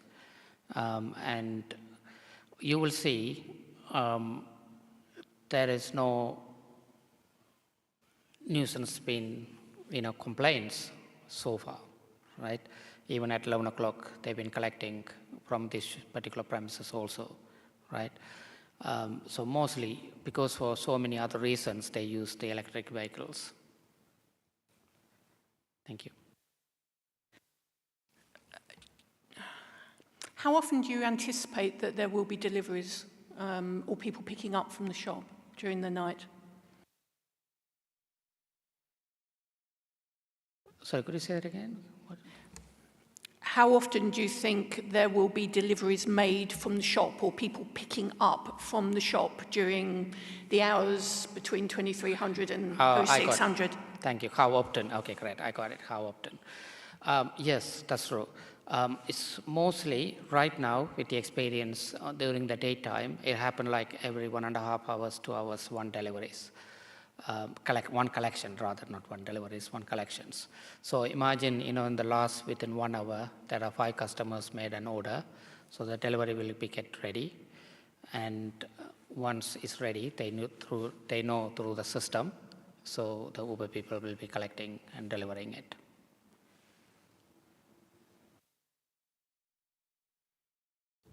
Thank you, Mrs. Murray. I have 3 representatives from the public. If you'd just like to just say which one of you it is. Are you Mr. Richardson? Right. Mr. Bonney? Great. And Mr. Smith? Great. If one of you wants to start, you've got questions you can ask the applicant, please. Yeah, Bruce Burton. Yeah. On the matter of deliveries, have you ever parked in Bryant Road in the middle of the night? Well, yeah, we can say, but also the delivery people wouldn't be parking. How will they park their cars then? As soon as they come, they park it in front. How will they get stuff from the shop to their delivery vehicle? So they can park in front of the store. You can't? We can't even park in front of our houses after 6 o'clock in the evening. I've ended up parking up in Peeps Way, which is half a mile away. So all they have to do, only 2 minutes to stop. Doesn't matter. There is no space. We can't park outside our own house, any of us, after 5 or 6 o'clock in the evening. It's impossible. You get home at 12 o'clock at night, you end up unloading in the middle of the road.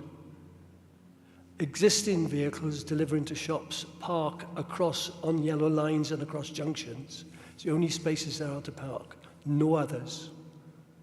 So how you expect to get deliveries to your shop and from your shop overnight, I do not understand.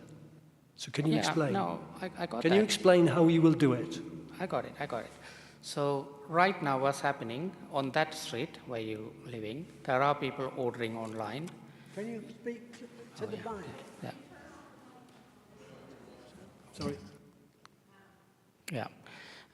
So right now what's happening, deliveries are already happening in that road at night. People are ordering at night food and the delivery is coming. All they are doing... Have you had permission to do that overnight so far? That's been going on unlawfully, basically. Okay, I can't comment on that, but thank you.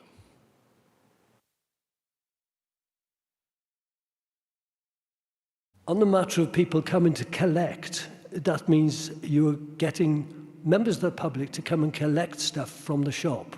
Agreed? No, deliveries. No, it's, They call it deliveries.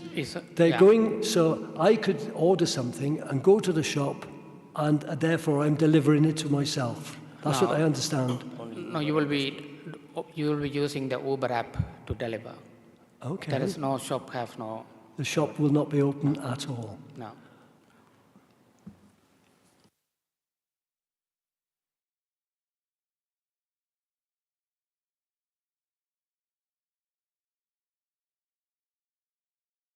So Uber deliveries will be stopping where to collect the stuff? I don't understand. The whole application actually is so vague. It's like something from a medieval play.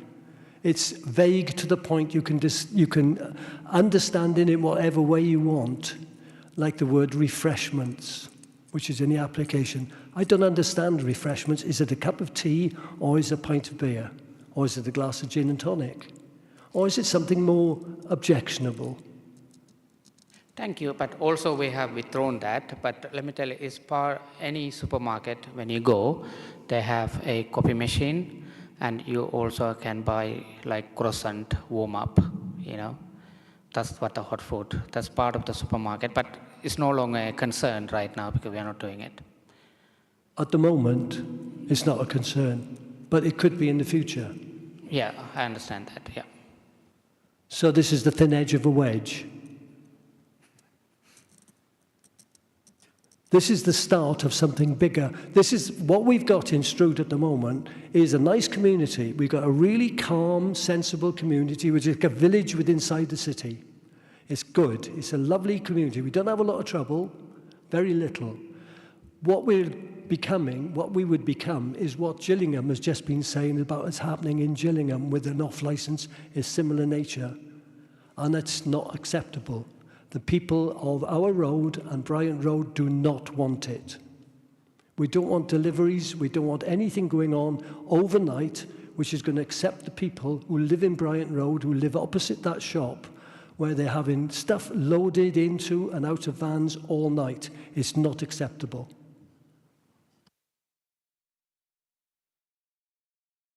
Okay, well, that's your opinion, thank you. It's not just my opinion, it's the opinion of about 300 people. Yeah, that's not the question, right? I meant to say there's no question. Excuse me, sorry. Let's just try and stick to questions at this stage and then you'll get a chance to give your reasons when we come to that part.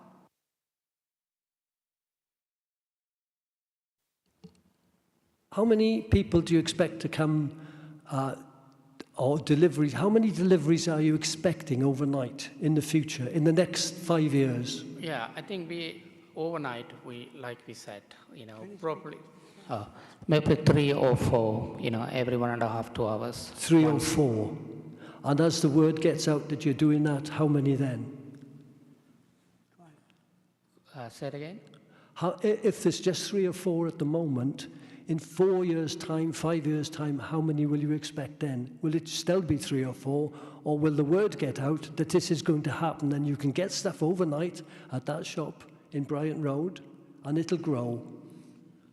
And then what happens? It's not 3 or 4 overnight, it's 20 or 30 overnight. It won't happen. It's not possible. Because How do you know it won't happen? Because we are not. Can you prove it's not going to happen? Yeah. No, you can't. It's a shop, and a shop is a business, and a business wants to expand. And expanding a small business in the middle of a road like that is unreasonable. Sorry. It's time for questions. Sorry. I'm the legal advisor here. These are quasi-judicial proceedings, which means that they are subject to certain rules. So they're subject to certain rules and regulations, these hearings, as you would know. In general, the procedure is that questions are asked of the applicant and what they're proposing to do. You have an opportunity to make submissions after you've heard everything at the end. And I think what the questions have to be, they have to be relevant questions for the committee to preside upon. They have received all your written representations from everybody concerned, so they are aware of this. So in reality, if you could stick to relevant questions and then responses, you will have the opportunity to make submissions thereafter towards the end of this committee. Okay. So if we could have the questions, please.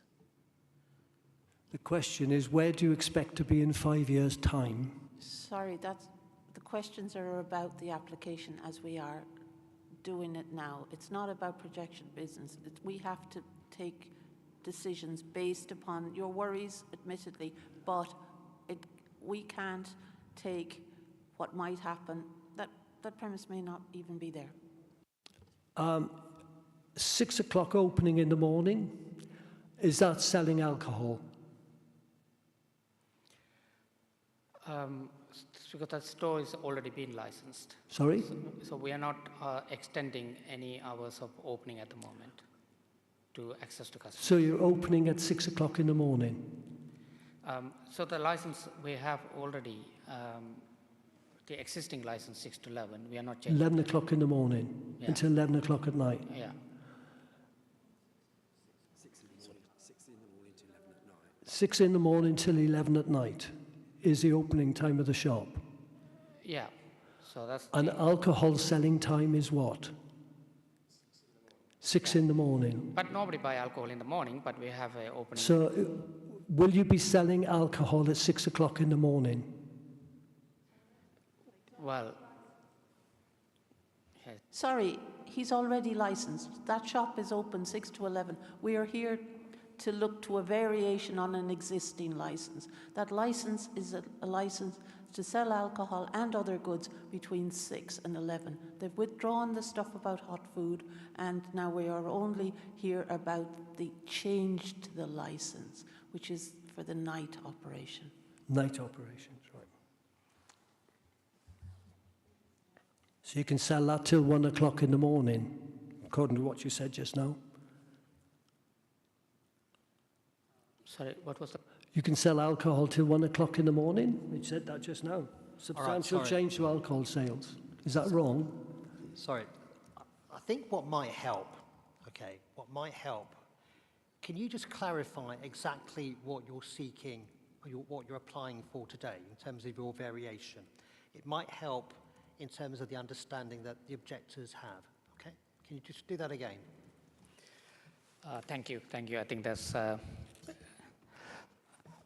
Okay. You know the shop already have a license. Sorry, and before you do that, as I say, the licensing officer just wants a quick word with you. Thank you. I think to avoid confusion for everybody, given that the premises is currently licensed, that license is not under question here because that's already been granted. So if we can explain what you are currently permitted to do, and then if you'd be kind enough just to set out what you're actually asking for in addition, because the additional bit constitutes the variation, which is what we are here to look at.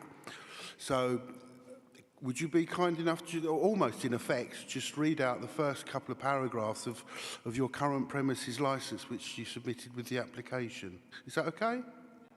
Thank you. Yeah, thank you. So, like the officer said, the current license is 6 to 11. They already have a license. So this application is the variation. So I can understand because you were concerned about hot food and selling alcohol beyond 11 p.m. like that. People coming in, walking in and buying alcohol. But that's not going to be the case anymore. So the existing license, 6 to 11 p.m., which they already have a license, is going to remain the same. You got that? You understand that? Yeah. So now what we have done now, we have amended the application that we put for a variation because of your concern you raised, because a lot of points you raised about people coming in and making noise and all kind of things, you know. So that's why we have withdrawn that. So the only thing is being added at extra, the variation we call it, is deliveries.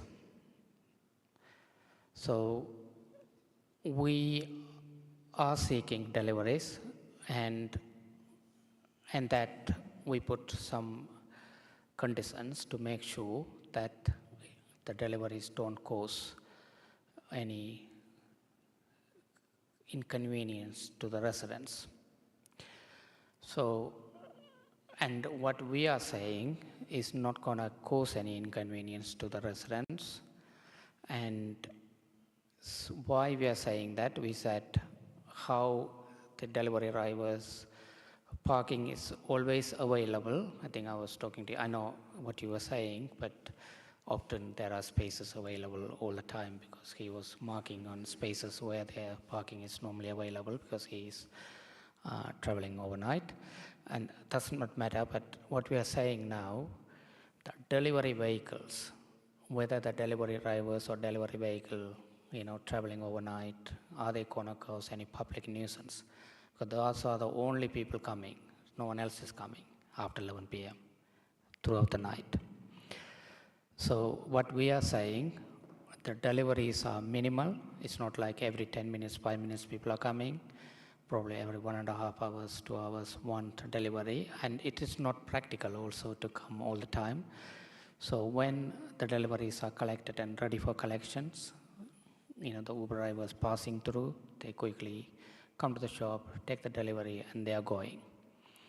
And they are also using mostly electric vehicles and electric bicycle or electric scooters. They are not using because to minimize the noise. And it is also managed by Uber, and all the other people are managing their drivers also through their system, because they are not just doing the deliveries only for him in the area. So they got to make sure they have been tracked and they are being managed also. So that's what we are saying. I don't know, do you still have any questions?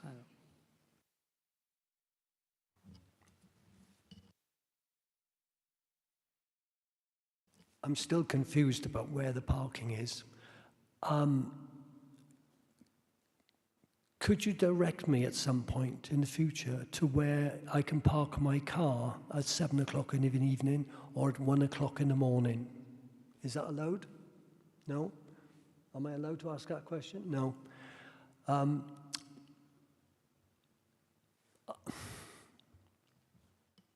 I'll hold it. Thank you. I'll have the next person for the questions.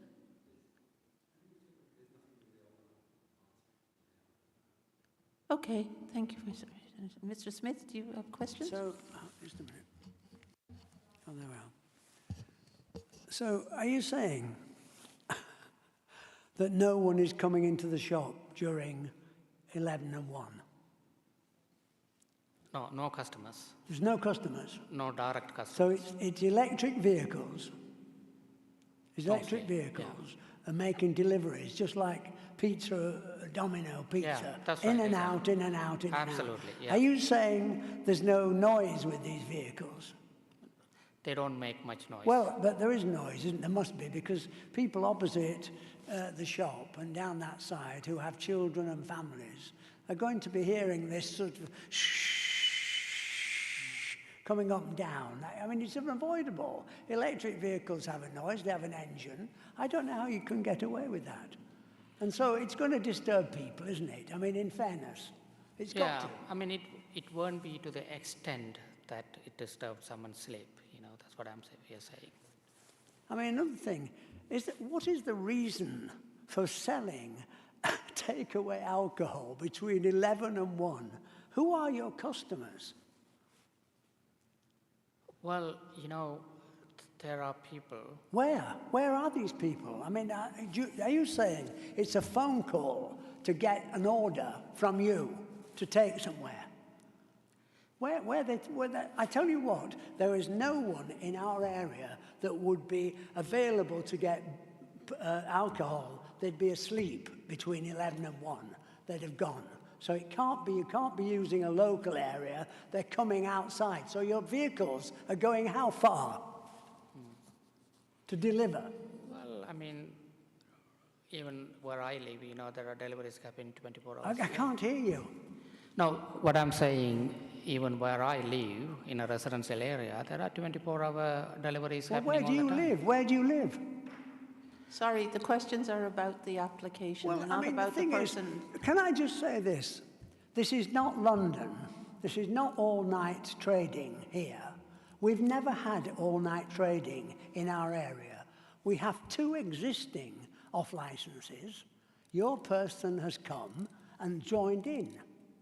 These other 2 are actually getting on with their job. They stop at 10. We've lived with that. It's a very peaceful setting. We live in a wonderful area, Strood, with houses that are Victorian. They've got a wonderful background. This is definitely a disturbance. There is no question about it. I know, I'm drifting off. Questions. I know. You can make a statement at the end. It's going to be, you've got to admit there's going to be noise. Okay, so your question really, to put it succinctly, is you're asking whether the delivery during the course of the night will disturb the neighbourhood. Indeed. That is simply your question. Okay, fine. You need to indeed. answer. And you say no. But it's impossible. It can't be no. But anyway. Yeah, we answered it, but I repeat that to you. So what we are saying, the deliveries are already happening, whether we do it or not. So what is happening right now, while those deliveries happening and the Uber and all those third-party delivery companies, we also being one of the customer for them, rather for the third party. When customers do make an order, if you go to the Uber and you do a deliveries. So overnight what's happening, people coming in on mostly electric vehicle, they don't make any noise to the extent that it is going to disturb your sleep. It's going to be very quiet. And they collect and it's not going to be, probably we are estimating maximum 5, 3, 4, during the night. And, when they come and collect, probably, 5 customers ordered from us, or probably 10 customers, we don't know, but the collection is 1. Can I ask, do you think this area that we live in is an appropriate area for your operation? Well, as you know, this is the commercial premises. It's more of a planning question because the store here, it is already a commercial premises as per the planning. So we are allowed to operate a commercial shop. But if you had an operation in another area away from houses, it would be much preferable. Sorry, questioning, please. Yes, well, okay. It's hard not to put the other answer or the other thing forward, isn't it? Sorry, we're here to... Okay. Can I remind you why we're here? Yes. We're here to look at a variation of a license condition on an existing premises that is existingly licensed till 11 o'clock. We're just here to hear about the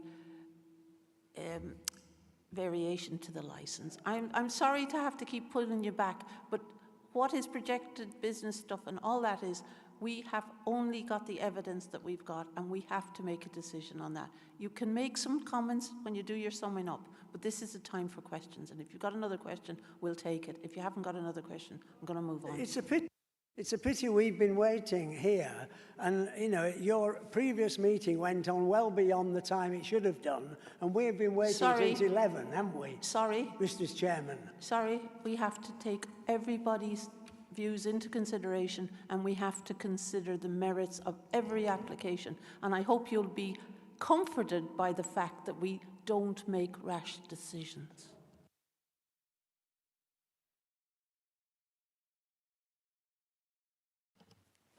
If deliveries are going to be made or collections are going to be made, will you be banning people from speaking outside the shop? They won't be hanging around outside the shop at all. Can you guarantee that? Guarantee that. It's not going to happen. Oh. How? How? Because they are only coming to collect. They are not waiting. They are not waiting at all. They just, when the customer made the order and the orders are ready, and they just come and collect it and they go. Have you heard a delivery from ASOS being delivered outside your house?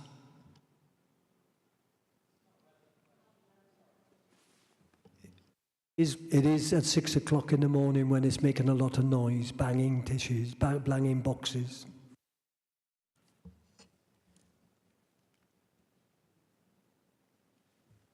Okay, do you have any more questions? Because we do actually need to move on.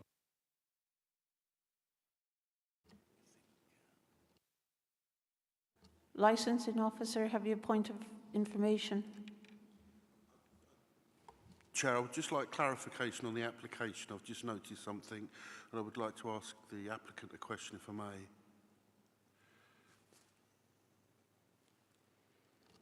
Yes, as long as it moves us forward. Thank you. I notice that you currently have a licence from 6 o'clock in the morning, and I also notice that you intend to have deliveries from 1 a.m. until 5. You can confirm that, yeah? What's going to happen between 5 o'clock and 6 o'clock? Are we opening the premises up to members of the public? Because part of your application is for a 24-hour licence to sell alcohol. There seems to be a gap between 5 o'clock in the morning and 6 o'clock that's not covered by deliveries, and it's not covered by your current licence. So can you just provide some clarification for the panel, please?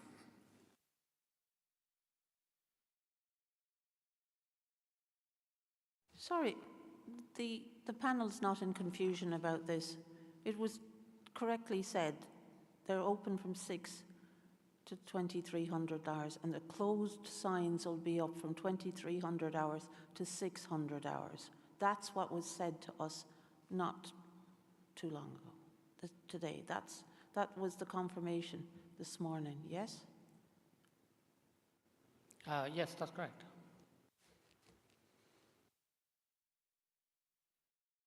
So, Chair, there will be no deliveries between 5 o'clock and 6 o'clock by Uber Eats.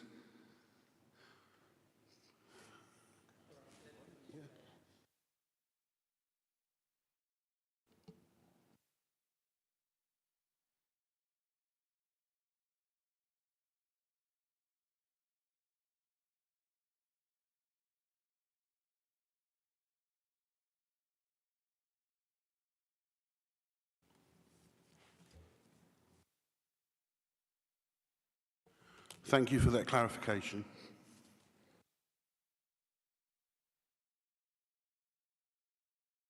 Now we move to the questions from the panel. Councillor Sands, have you got some questions? Yes, just a quick one. I'm slightly confused. Are you at present taking orders from Uber Eats or whatever the case may be? Sorry, say again. Yeah, are you already taking these orders from Uber Eats or other companies? Is that happening at this moment in time? Yes, yes. And what time up to at the moment? At the moment, 6 to 11. Say again? 6 to 11. So it's already going on. You just want a few extra hours? We are extending that now, yes, through this Right. application. And what makes you think, so I don't know if this is a question now myself, I'm questioning myself. What makes you think there is this extra business between 11 o'clock and 5 o'clock in the morning? You know, a business plan, obviously you've taken. Are you already refusing business because you can't do it after 11?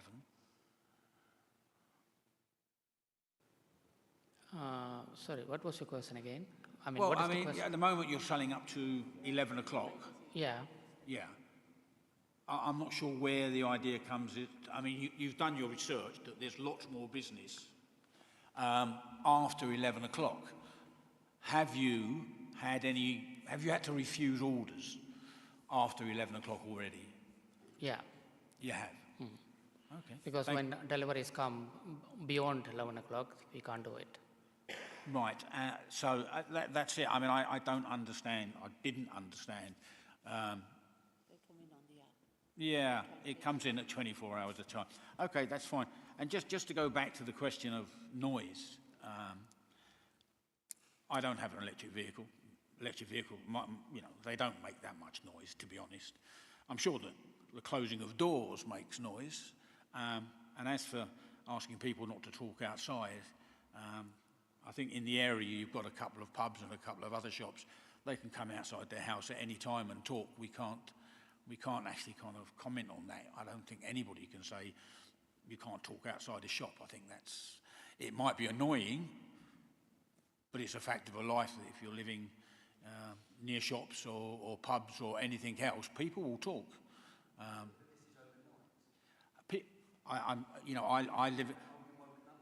I live in a cul-de-sac, and some of my neighbours go to work at 3 o'clock in the morning. They're not exactly quiet. But that, I have no control over that, and I don't think we can control people talking. I'm being told that. But no, thank you for the clarification on Uber Eats.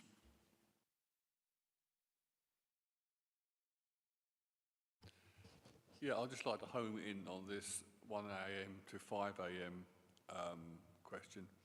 You say you've refused orders between those one and others. Can you quantify that roughly? Can you give me a ballpark figure of how many times in 24 hours that you've had to turn down orders made between 1 o'clock and 5 o'clock?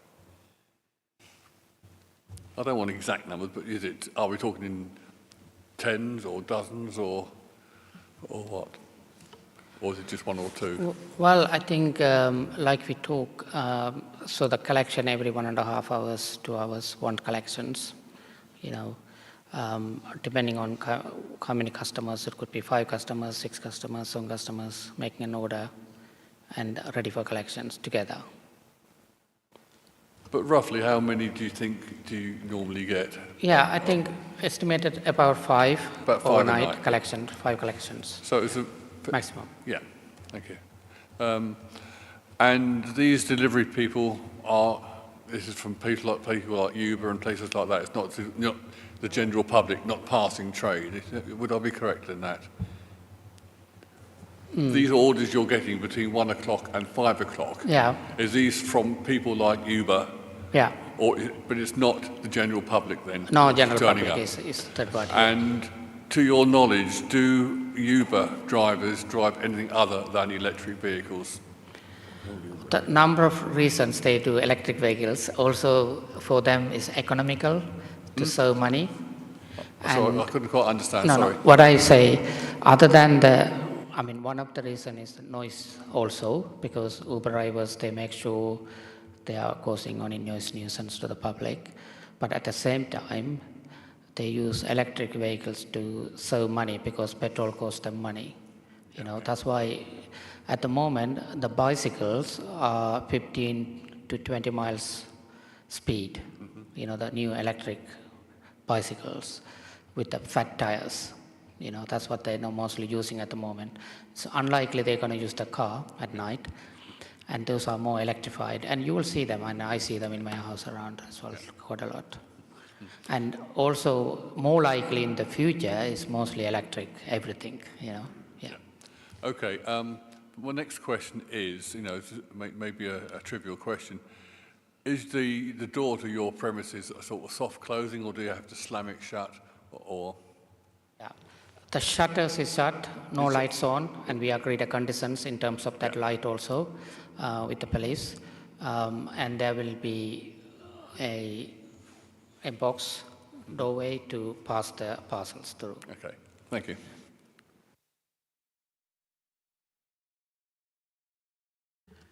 I do want a little bit to just pick up on the noise issue.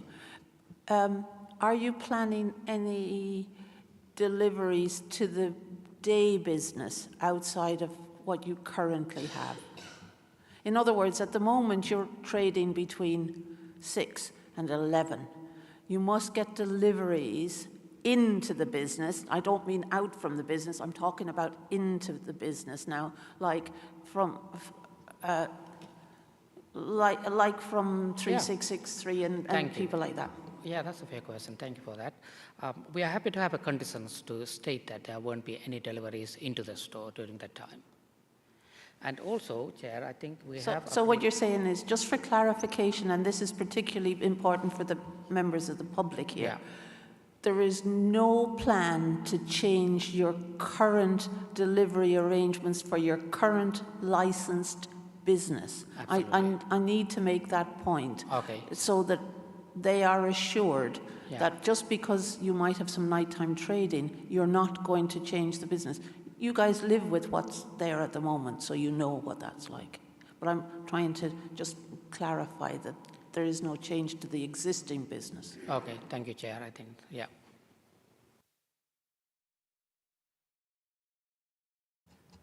Point of clarification from the legal officer. Yeah, you haven't mentioned where you'll be advertising your services. So will they be on platforms like Deliveroo or Uber Eats?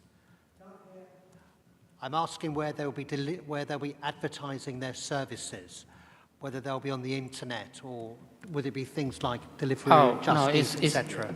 Yeah, it will be. We will be part of the supplier or customer through the Uber Eats. So imagine I want to order some food.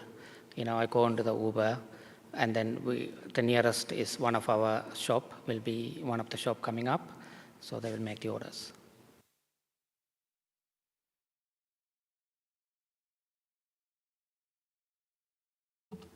There's no more questions from the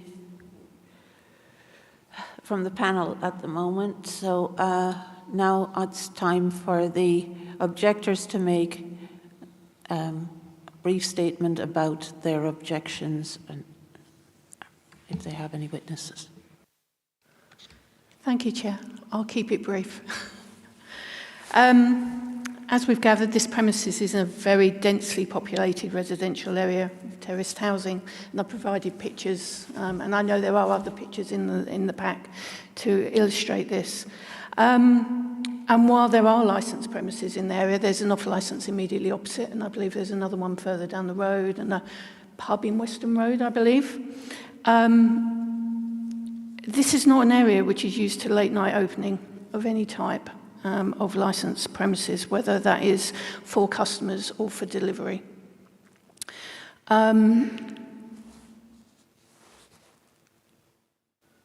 I really particularly want to address the issue of late-night noise, which I think is particularly relevant in this location because of the residential nature of it. It's not a busy through route through to any other area, nor has it got a large number of other commercial premises, such as shops, factories, or anything of that sort. And the shops that are there keep to hours which are in keeping with this residential location. This application is for 24 hours with the alterations, the delivery service between, I think, 2300 and 0500 hours. From what I believe that's correct, yes? So any movement has the potential to cause noise and disturbance. And while I take on board Councillor Sand's earlier comments about noise in general, people walking past, if the noise is generated because of the sale of alcohol from this particular premises or it's associated with it, then I think it is it's proper for you to consider that in your deliberations. So noise from delivery drivers, if they are talking outside, if they're talking on their phone, car doors slamming. I don't know what the prevalence of electric cars or vehicles are, but I'm sure a few of them will have the normal type. This will have the potential of disturbing residents. And it is for that matter that the Director of Public Health would ask you to refuse this application. Thank you. Thank you. And now I'll move on to the other objectors. Is it time to have a brief statement? Yeah, thank you. I would just like to reiterate what Barbara has said about this is a residential area. There's houses opposite either side, and I think there's flats above this premises. My concerns are the parking and noise. Now, I appreciate you said about people walking past, making noise, but I sleep at the front of my house, and it's 100 yards from this shop. Now, I hear people walking past at night. They do wake me up. My concern is that noise is made by everything, car doors, electric vehicles, phones ringing, people dropping stuff, shop doors opening, people talking, they're getting personal phone calls. Something's going to happen. And in the future, this just may extend it. So you're going to get more and more customers and more Uber drivers. That's my concern. Thank you. Thank you.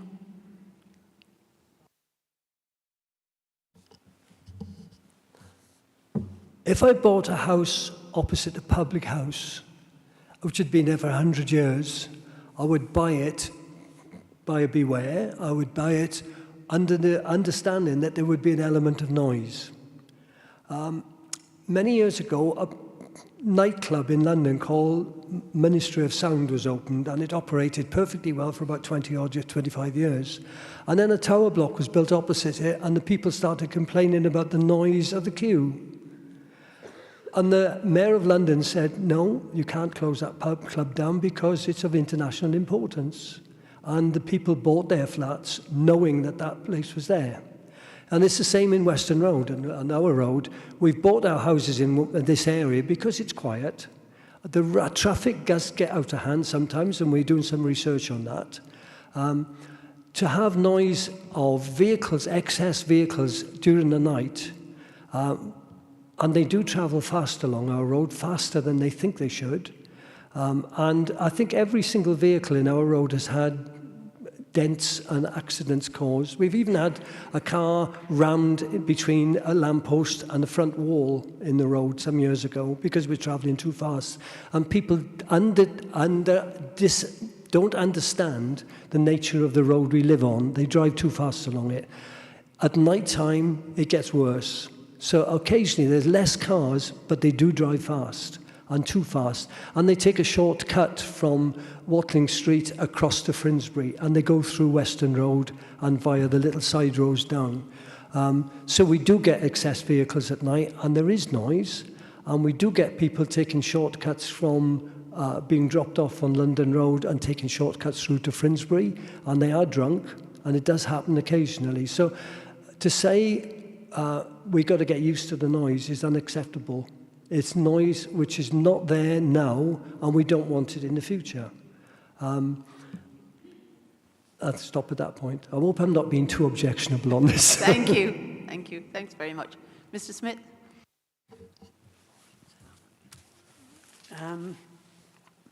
I mean, someone's just given me a little note here, and it says electric vehicles operate from the back of the Indian restaurant and are constantly driven over the pavement without due care. That's a comment about the electric vehicles. But speaking for the residents who can't be here today, and there's a lot of them that made representations, our community is a very unique place. It can't be underestimated. I've lived there for 47 years, brought my children up, and been very happy. The housing stock is late Victorian, and it's a real pleasure to live in these houses. And I think the people that live there feel the same. We don't have any trouble there. It's trouble-free. I don't think there's been a police called out, and I can remember when.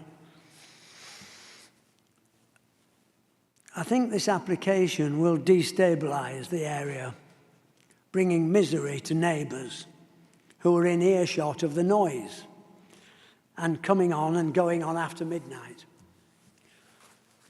The traffic we do not need. People are asleep. They're later, they're preparing to go to work. And I think it's going to be a worry that young people will be calling at this shop knowing that they're selling alcohol. How will it be refused? How will they be stopped by buying alcohol? Even if it's purely by electric vehicles, it must be a temptation to actually serve it. I've had residents come to me crying over this, and they wish they'd never bought a house in the area. It's gotten that serious. Because let's face it, the houses have a real value and an asset to them. I'm not sure what the police have said or have they supported this, but again, how is this going to be monitored? How are you going to know who you're selling your wine to? You say 25 and above. Basically, the disturbance means goodbye to sleep, goodbye to happy kids, goodbye to happy days at school, they'll be too tired to work, and goodbye to a happy community.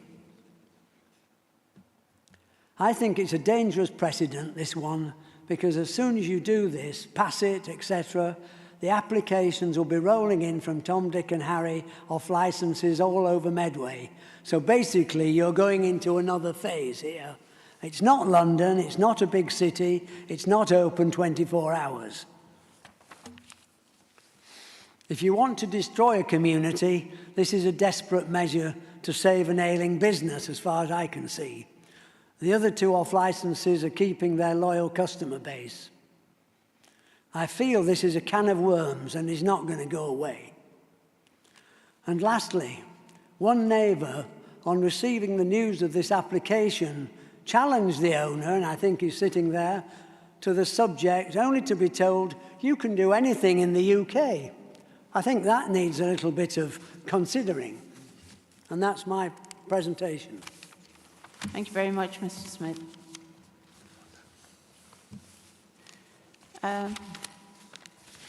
Yes.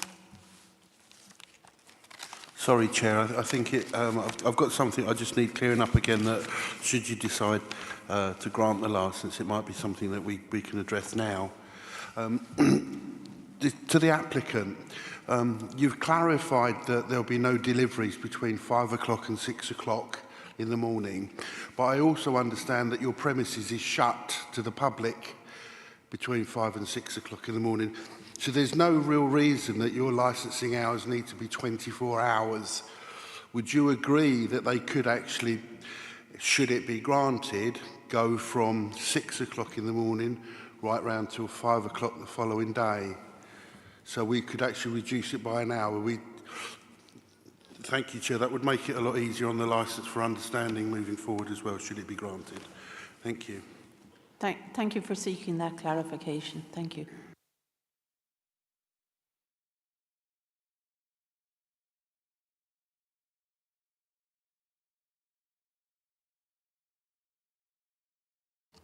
Do you have any questions for the objectors? No questions from the objectors? No. No.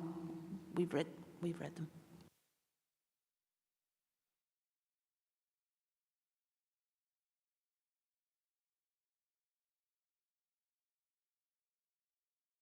Is there anybody who needs to add anything further? And this is to add something, it's not to repeat what we've had.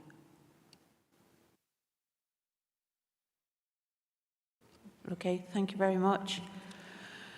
Now I request that everybody that's not involved in the decision making leave the room, and we can consider the decision. Oh, sorry. Summarize. If you wanted to add something. Oh, that is, can I add something, please? Yeah, thank you, Chair. I appreciate that. Sorry, I didn't hear that. Chair, I think the one point I would like to say, although this is the residential area, we totally understand. I'll get close to it in a second. Although this is, we fully aware is the residential area, and we're also aware that the 24-hour deliveries are happening in the area because there are McDonald's, Tesco, who else? KFC, all opening 24 hours, and people do deliveries, and they are already coming. Mostly they are using electric bicycles, the Uber and Deliveroo and the fat bicycles, which is quite fast, and they are not making any noise.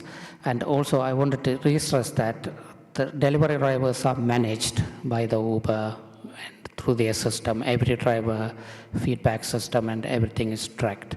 Thank you. I want to say thank you. Thank you, Chair. Thank you. Can I just say one thing? Yeah, there is KFC, there is McDonald's in the area, but they're not in a residential area. They're on a business park, or the main sort of thoroughfare through, I can't remember what the road is called, through Strood. So that's not the same as, being a residential area.